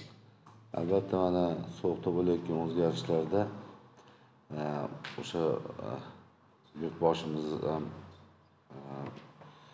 mana o'sha uzoq tumanlardan kelib, misol uchun chekka qishloqlarga kelib ishlayotganlar uchun o'sha imtiyozlar berilishi belgilangan shu qarorlarda. Lekin bizning tumanimizda hozir ishlayotgan o'qituvchilarimiz bor, to'g'ri aytyapsiz. Bular bo'yicha mana sentyabr mana boshlanyapti. Hozir shartnomalar imzolandi. Biz ularga hamma sharoitlarni qonunda belgilangan tartibda hammasini qilib beramiz. Hech qanaqa masala bo'lmaydi. Qonunda belgilangan tartibda qanday imtiyozlar bo'lsa, qanday mablag'lar ajratilishi kerak bo'lsa, har bittasini ajratib beramiz va muammo qilmaymiz. Yashash sharoiti bo'yicha ham hech qanaqa muammo bo'lmaydi. Bu birinchisi. Ikkinchisi, mana Jahon banki tomonidan ham mana bizda e'tirof etilgan qishloqlarga pul ajratilishi belgilangan. Hozirgi kunda ikkita qishlog'imizda Obod qishloq dasturi bo'yicha Oftobro va Sharqobod qishloqlarida ishlar amalga oshirilyapti. Ayniqsa mana oxirgi 30 yil davomida Sharqobod qishlog'iga umuman bir e'tibor berilmagan ekan. 30 yil emas, ya'ni 25 yil desak. Mana shu 2020-2021 yillarda mana hozir yangitdan hozir aytib o'tgandek ko'prik qurilyapti 5 milliard 170 millionga. Shuningdek, bolalar bog'chasi 190 o'rinlik yangitdan rekonstruksiya qilinib foydalanishga topshiriladi. Mana shu kunlarda 2 kun ichida topshiramiz. Qo'shimcha 1,5 milliardga 15-maktab ta'mirlanib rekonstruksiya qilinyapti. Yonda 23-maktabimizga 700 million pul ajratib rekonstruksiya qilinyapti. Hattoki suv nasosi, sug'oriladigan suv nasosiga mana viloyatimizning hokimi tomonidan 700 million pul ajratilib, yangitdan mana nasos rekonstruksiya qilinib, o'rnatilib, mana foydalanishga topshirildi. Avtobus endi ichki ko'chalar asfalti, yoritish masalalari umuman qariyb 98% ga yoritish masalalarini o'rnatib bo'lindi. Qolgan mana shu 2 kun ichida qilamiz. İchki yo'llarda masalalarimiz bor. Sababi ichimlik suv tortish ishlari olib borilyapti. İchimlik suv tortilgandan keyin buni ichki yo'llarda asfalt qilishlar mana Sharqobodda o'ziga 4,5 kilometr nimalar bo'ladi. Shuningdek, Oftobro'da ham xuddi shunaqa ishlar amalga oshiryapti. Oftobro'da agar oladigan bo'lsak, dastur doirasida 12,5 milliardga yangidan maktab qurilyapti. Sharqobodda ham aytganim yo'q, Sharqobodda ham, Oftobro'da ham vrachlik qishloq vrachlik punktlari binosi qurilyapti. Bularda sanab o'tganim yo'q. Uni ham 2 milliardga boradi bittasi. Shuning uchun bu maqsadli foydalanadi Jahon bankining pullari har bittasi bilasiz. Bu maqsadli foydalanishi qat'iy nazoratga olinadi. Bunda masala bo'lmaydi. Tojik tilida bizda bilasiz qariyb 99.9% aholimiz tojik millatiga bo'lgani uchun davlat tomonidan o'z ona tilida dars o'tish imkoniyati berilgan. Shu darslar tojik tilida olib boriladi asosan. Bitta 3-sonli idumimiz o'zbek tilida. Biz o'zi xalqimiz o'zbek tilida ham mukammal gaplashishadi bemalol. O'zbek tilida darslari ham bo'ladi u nimada. Lekin tojik tilida bitta bizda 3-sonli idumimiz o'zbek tiliga moslangan, o'zbek tilida darslar olib boriladi. Oliygohlarga topshirilayotganda mana oxirgi 2 yilda test sinovlari So'x tumanida o'zida bo'lib o'tdi va hech qanaqa e'tirozlar bo'lgani yo'q, faqat xursandchilik mana shukronalik bo'lyapti. Assalomu alaykum. Xalq so'zi gazetasining Farg'ona viloyatidagi muxbiri Botir Madiyorovman. So'x tumanida mustaqilligimizning 30 yilligiga foydalanishga topshirilayotgan obyektlar haqida ma'lumot bersangiz. Hozirgi kunda demak biz 4 ta asosiy obyektlarimiz ochilishi rejalashtirilyapti. Bundan tashqari ochilgan obyektlarda oladigan bo'lsa 10 ga yaqin 11 ta yangidan obyekt ochildi. Yana bizda 19 ta obyektimiz bor. 30 yiliga 30 ta yangidan o'sha obyektlar ochilishni rejalashtirganmiz. Uning ichida mahalla fuqarolar yig'inini ma'muriy binolardan tortib turib klinika, xususiy klinikalarimiz ham bor, ishlab chiqarish investitsiya loyihalari ham bor. Hozir kungacha mana 11 tasini ochdik va mana davom etamiz. Ochishdi. Ochiladigan binolarda bitta maktab, katta hajmlilar aytyapman, bitta shifoxona, ko'p qavatli uyimiz, maktablik ta'lim muassasasi zamonaviy rejalashtirilgan mana shu kunlarda erta yoshlarga. Boshqa mahalla idoralarimiz hozir 4 tasi hozir tugadi. Uni ochishimiz kerak. Yangi ma'mur binolar juda ham chiroyli, mana Sohibkor mahallasi 2 qavatli mahalla binosi quryapmiz. Mana tugadi uni qurilishlari, hozir bezak ishlar ketyapti. G'aznov mahallasida, Tul mahallasida, hammasida ochiladigan obyektlarimiz bor. Reja asosida ochamiz. Avvalambor assalomu alaykum. Men Javohir G'anijonov, Sux televideniyasi O'zbekiston xabarlarida boshlovchisiman. Bugungi kunda tumanimiz yoshlarida jurnalistikaga bo'lgan qiziqish tobora oshib bormoqda. Shu yoshlarimiz uchun jurnalistlar maktabini ochish uchun tuman hokimiyati yaqindan yordam bersa maqsadga muvofiq bo'lardi. Rahmat. To'g'ri aytibsiz. Jurnalistika hozir umuman O'zbekiston emas, butun dunyoni oladigan bo'lsangiz, mana ijtimoiy tarmoqlarda kuzatayotgan bo'lsangiz, Afg'onistonda bo'layotgan voqealar. E'tibor bersangiz, o'sha yerda jonini fido qilib turib, qo'lida mikrofoni bilan jangarilarlikda yurgan nimalarni ham kuzatyapmiz-da.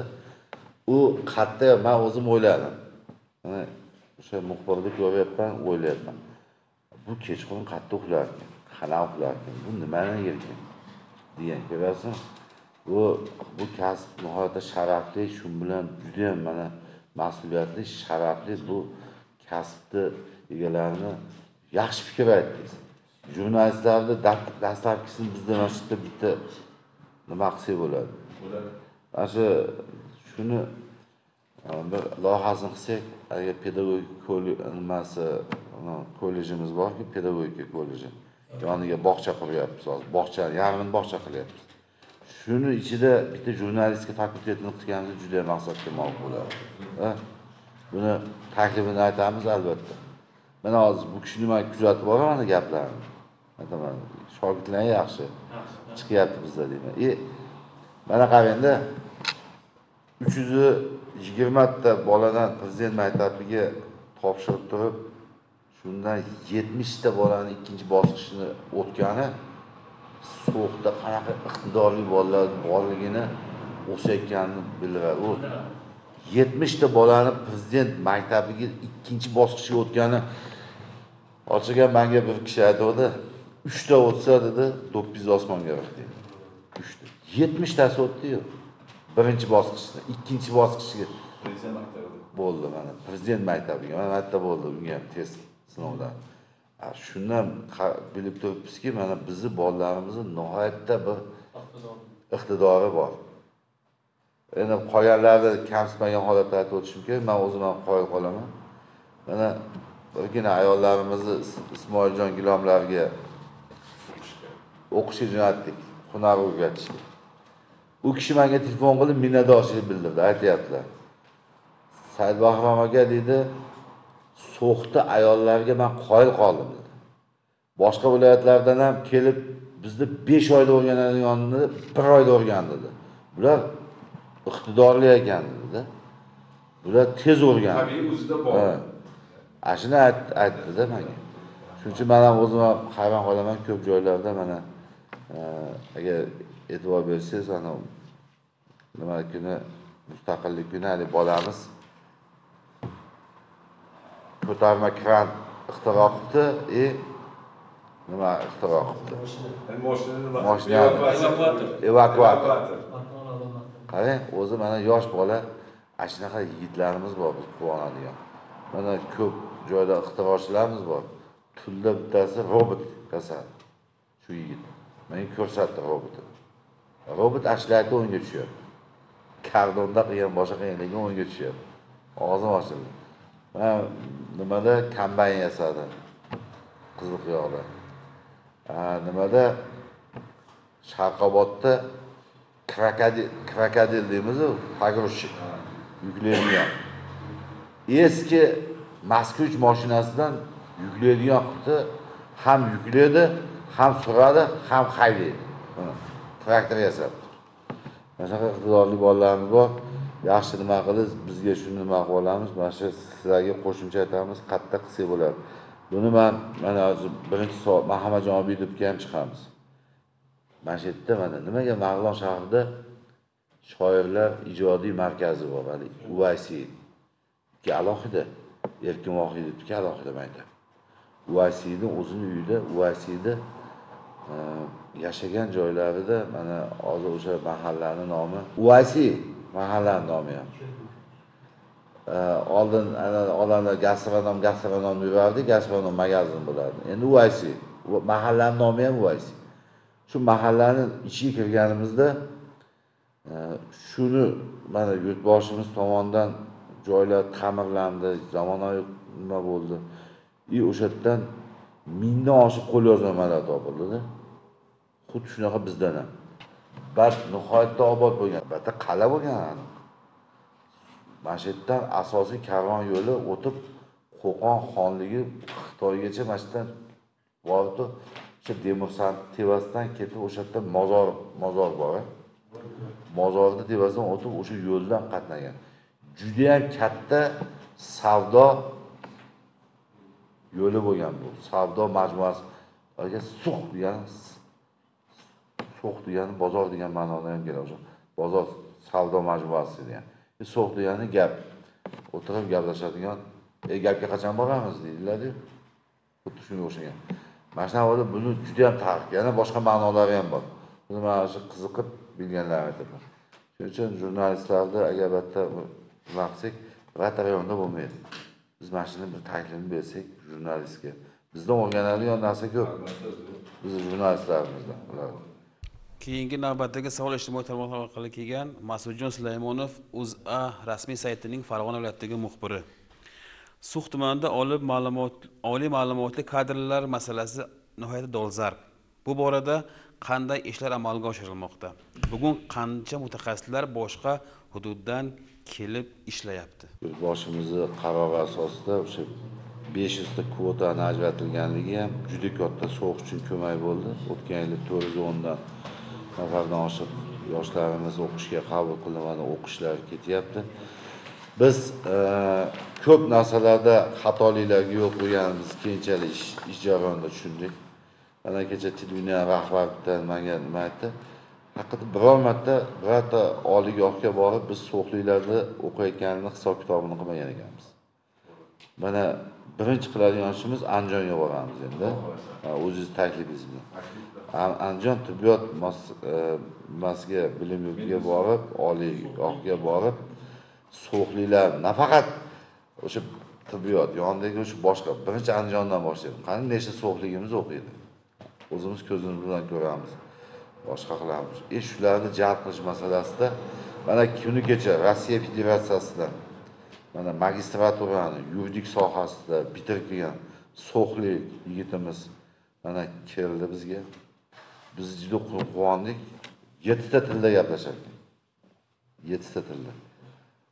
Mana ingliz tili, nemis tili, rus tili mukammal gaplashadi. Endi qolgan tojik tili, o'zbek tili, boshqa tillarni hisobga olmasak, butun dunyo tili hisoblangan nemis tili, rus tili, ingliz tilini mukammal gapiradiganmiz.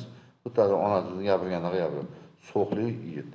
Mana shu kishini biz ishga taklif qildik. So'q tumaniga labbeydi, mana hokimiyatga kelyapti, o'zlari yurist. Biz xudosi magistraturani a'lo baholarga Rossiyada bitirdi. Shuning uchun hozir bizning asosiy vazifamiz oliy ma'lumotli mutaxassislarni jalb qilish so'qga. Bizda juda katta qiyinchilik shunda. Shuning uchun hozir bu masalada biz ishlayapmiz, alohida topshiriq ham oldik. Ko'p joylarga takliflarni ham berdik. Bizda hozir kunda boshqa nimadan kelib ishlayotgan asosan 7 ta vrach kelib ishlayapti. O'qituvchilardan 12 ta o'qituvchimiz bor kelib ishlayotgan. boshqa tumanlardan va buni biz hozir takliflarni berdik. Bizni mutaxassisliklar bo'yicha biz kutyapmiz. Hamma sohada bizga oliy ma'lumotli kadrlar kerak, lekin hozirda bu masalada juda ham ko'p bizda kamchiliklarimiz ko'p. Qilishimiz kerak bo'lgan ishlarimiz ko'p. Navbatdagi savol, avvalambor assalomu alaykum hurmatli hokimimiz. Biz Tul mahalla fuqarolar yig'ini yoshlik ko'chasi aholisi sizga savol bilan murojaat etyapmiz. Yoshlik mahallasiga 4798 qaror asosida asfalt bo'ladi degan va qachon bo'lishini aytsangiz. Yoshlik mahalla aholisi Rossiya davlatidan sizga savol yubormoqdamiz. Bu birinchi savol. 5 kishi imzolangan. G'oyibov Sarganda mahallasidan tumandagi jurnalistlar, blogerlar va ommaviy axborot vositalari xodimlari bilan hamkorliklar qay darajada va ularga qandaydir sharoit va imkoniyatlar yaratish maqsadlari bormi deb savol yo'llabdilar. Oxirgi savol tuman musiqa maktabidan direktorlarga o'z savol beryaptilar. Shu saylovga bag'ishlab barcha maktablarda ta'mirlash ishlari olib borildi, lekin bizda o'sha ishlar chala qoldi. Shuni bir oxiriga yetkazishga imkoniyat bormi degan savollarni beribdilar. Bor. Musiqa maktabini ta'mirlashda mana davom etamiz. Hamma nimasini mablag'ini qilib beramiz. O'sha qurilishlari borib chalaq tashab ketib olgan, shundaymi? Undan hech qanday masala bo'lmaydi, mablag'ini beramiz, davom etaversin. Ikkinchisi, jurnalistlar bilan aloqamiz yaxshi, ommaviy axborot vositalari bilan imkon qadar ularga sharoit yaratish bo'yicha ishlar ham ketyapti. Blogerlar bilan mana endi ishlarimiz yo'lga qo'yapmiz. Hali qoniqarli emas, lekin blogerlarimizga rahmat. Qancha yordamlar qilayotganligini mana Dengiz TV bor, blogerimiz yo'q albatta. Farg'onada Toshkentda ekan. Mana shu yigit yana bittasiga mana bitta qilgan ishini aytsak, $40,000 mablag' yig'ib turib, to'qlaydi. Jo'nab, $40,000 degani bizni so'mga hisoblaganimizda 400 milliondan oshiq pul bo'ladi. 420 million bitta ishi. U qolgan son sanoqsiz bitta boshqa bir blogerlarimiz ham mana bittasi borib turib 50 million yuragini operatsiyasiga beryapti. Bitta joyga borib 20 million. Bu blogerlarda ham mana ishlarimiz hali bular bilan ancha qiladigan ishlarimizdan davom qilishimiz kerakligini mana endi tushunib yetyapmiz. Blogerlardan qo'rqish kerak emas. Ular bilan birga ishlash kerak, tamom. U biz qilmagan mana biz nazardan chetda qolgan yo'g'imizni e'tibordan chetda qolgan narsalarga e'tibor berib, bularni qilgani juda ham katta biz uchun bir xursandchilik bo'ldi. Biz ular bilan hamkorlikni kuchaytiramiz endi. Hamma sohada biz ularga kerak bo'lsa imkoniyat ham yaratib beramiz. Bilamiz, chunki mana davlatimiz tomonidan berilayotgan e'tiborni e'tirof etish kerak. Bular o'zini bizga biror marta aytishmabdi. Buncha yordam qiling, bunga yordam qiling deb birorta bloger bizga aytgan yo'q. PR qilgan yo'q, ko'rsatdi. Ular o'zi qilgan, ketavergan. Biz keyin ko'chada eshityapmiz odamlarni. Shuning uchun ham juda katta rahmat. Tul mahallasidagi yoshlar ko'chasidan xabarim bor. U dasturda bor. Albatta asfalt bo'ladi. Muhtaram hokim, mana shu qiymatli albatta bugun dolzarb mana mustaqillikni 30-yilligida qimmatli vaqtingizni shu ayamasdan biz bilan muloqotda bo'lib Sux tumanini rivojlantirishiga qo'shayotgan mana shu hissani, umuman bo'layotgan o'zgarishlar haqida fikringizni aytganingiz uchun katta minnatdormiz. Chunki bitta oilaning rahbari mana men bo'lsam, misol shu naveralar, umuman farzandlardan tashqari naveralarga ham mas'ulligimiz bor. Va muvaffaqiyat bo'lsa, mana nima ulardagi kamchilik bo'lsa, keyin sen shunga e'tibor bermagan degan gaplar ham bo'ladi oilada, shu onam tomonidan.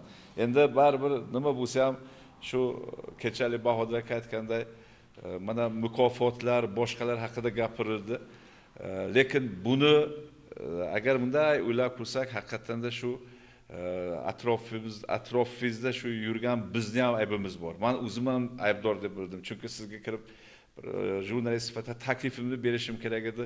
Xafa bo'ldim o'zim ham. Chunki sizdan bunga siz atayna shu falonchiga ber, falonchiga berma deb haligi ro'yxatni uchirmagan bo'lishingiz bilaman. Yo Jahongir hozir savol berdi, mana kam ta'min haqida subsidiya asosida berayotgan narsani bironta mahalla raisiga telefon qilib to'xtab tur, shu falonchini yozib qo'y, shu menga ozgina nimasi bor deb hech qachon bu gapni aytmaysiz, lekin bundan xabaringiz yo'q, lekin kalta kelib baribir sizni nimangizga kelib taqiladi endi. Hokim unday qildi, hokim bilmadi deb. Sizga ham oson emas, lekin mana biz blogerlar, jurnalist mana hammamiz Xudo xolasa shu sizni olib borayotgan siyosatingiz, davlatimiz rahbari tomonidan berayotgan e'tiborni bir tanu bir jon bo'lib shu aholiga yetkazishga hammamiz belimizni mahkam bog'lab, Xudo xolasa xizmat qilamiz. Sizga sog'lik, salomatlik, yana bir bor kaligi mustaqillik bayramini 60 yilligi, 90 yilligi, undan haligi ko'pida birga haligi o'tirib tabriklab bir dasturxonda o'tirish nasib etsin. Rahmat sizga. Avvalambor sizlarga ham juda katta rahmat. Men o'ylaymanki, bu qisqa vaqtlarda xudo olsa mana shunaqa matbuot anjumani o'tkazadigan zallarda qilamiz. Xudo xolasa, rahmat. Jurnalistlarni markaziy qilsak, bu shunaqa joy qilyapmiz, xudo xolasa. Mana sanatoriya quramiz. O'zi shunga kelishdik, bizani nima bilan shu bitta nima bilan kelishdik, ya'ni donchilar bilan. Don, respublika don, mana shu umuman qishloq xo'jaligi, shu g'alla nimalar bilan shug'ullanadigan bizga sanatoriya qurmoqchi. Butun respublikanskiy mana shu donchilar, dehqonlar bor, shu yerda keladigan. Jurnalistlarni ham shu yerda qilsa bo'ladi, televideniyani qilsa bo'ladi, to'g'rimi? Rahmat. Sog' bo'linglar. Rahmat.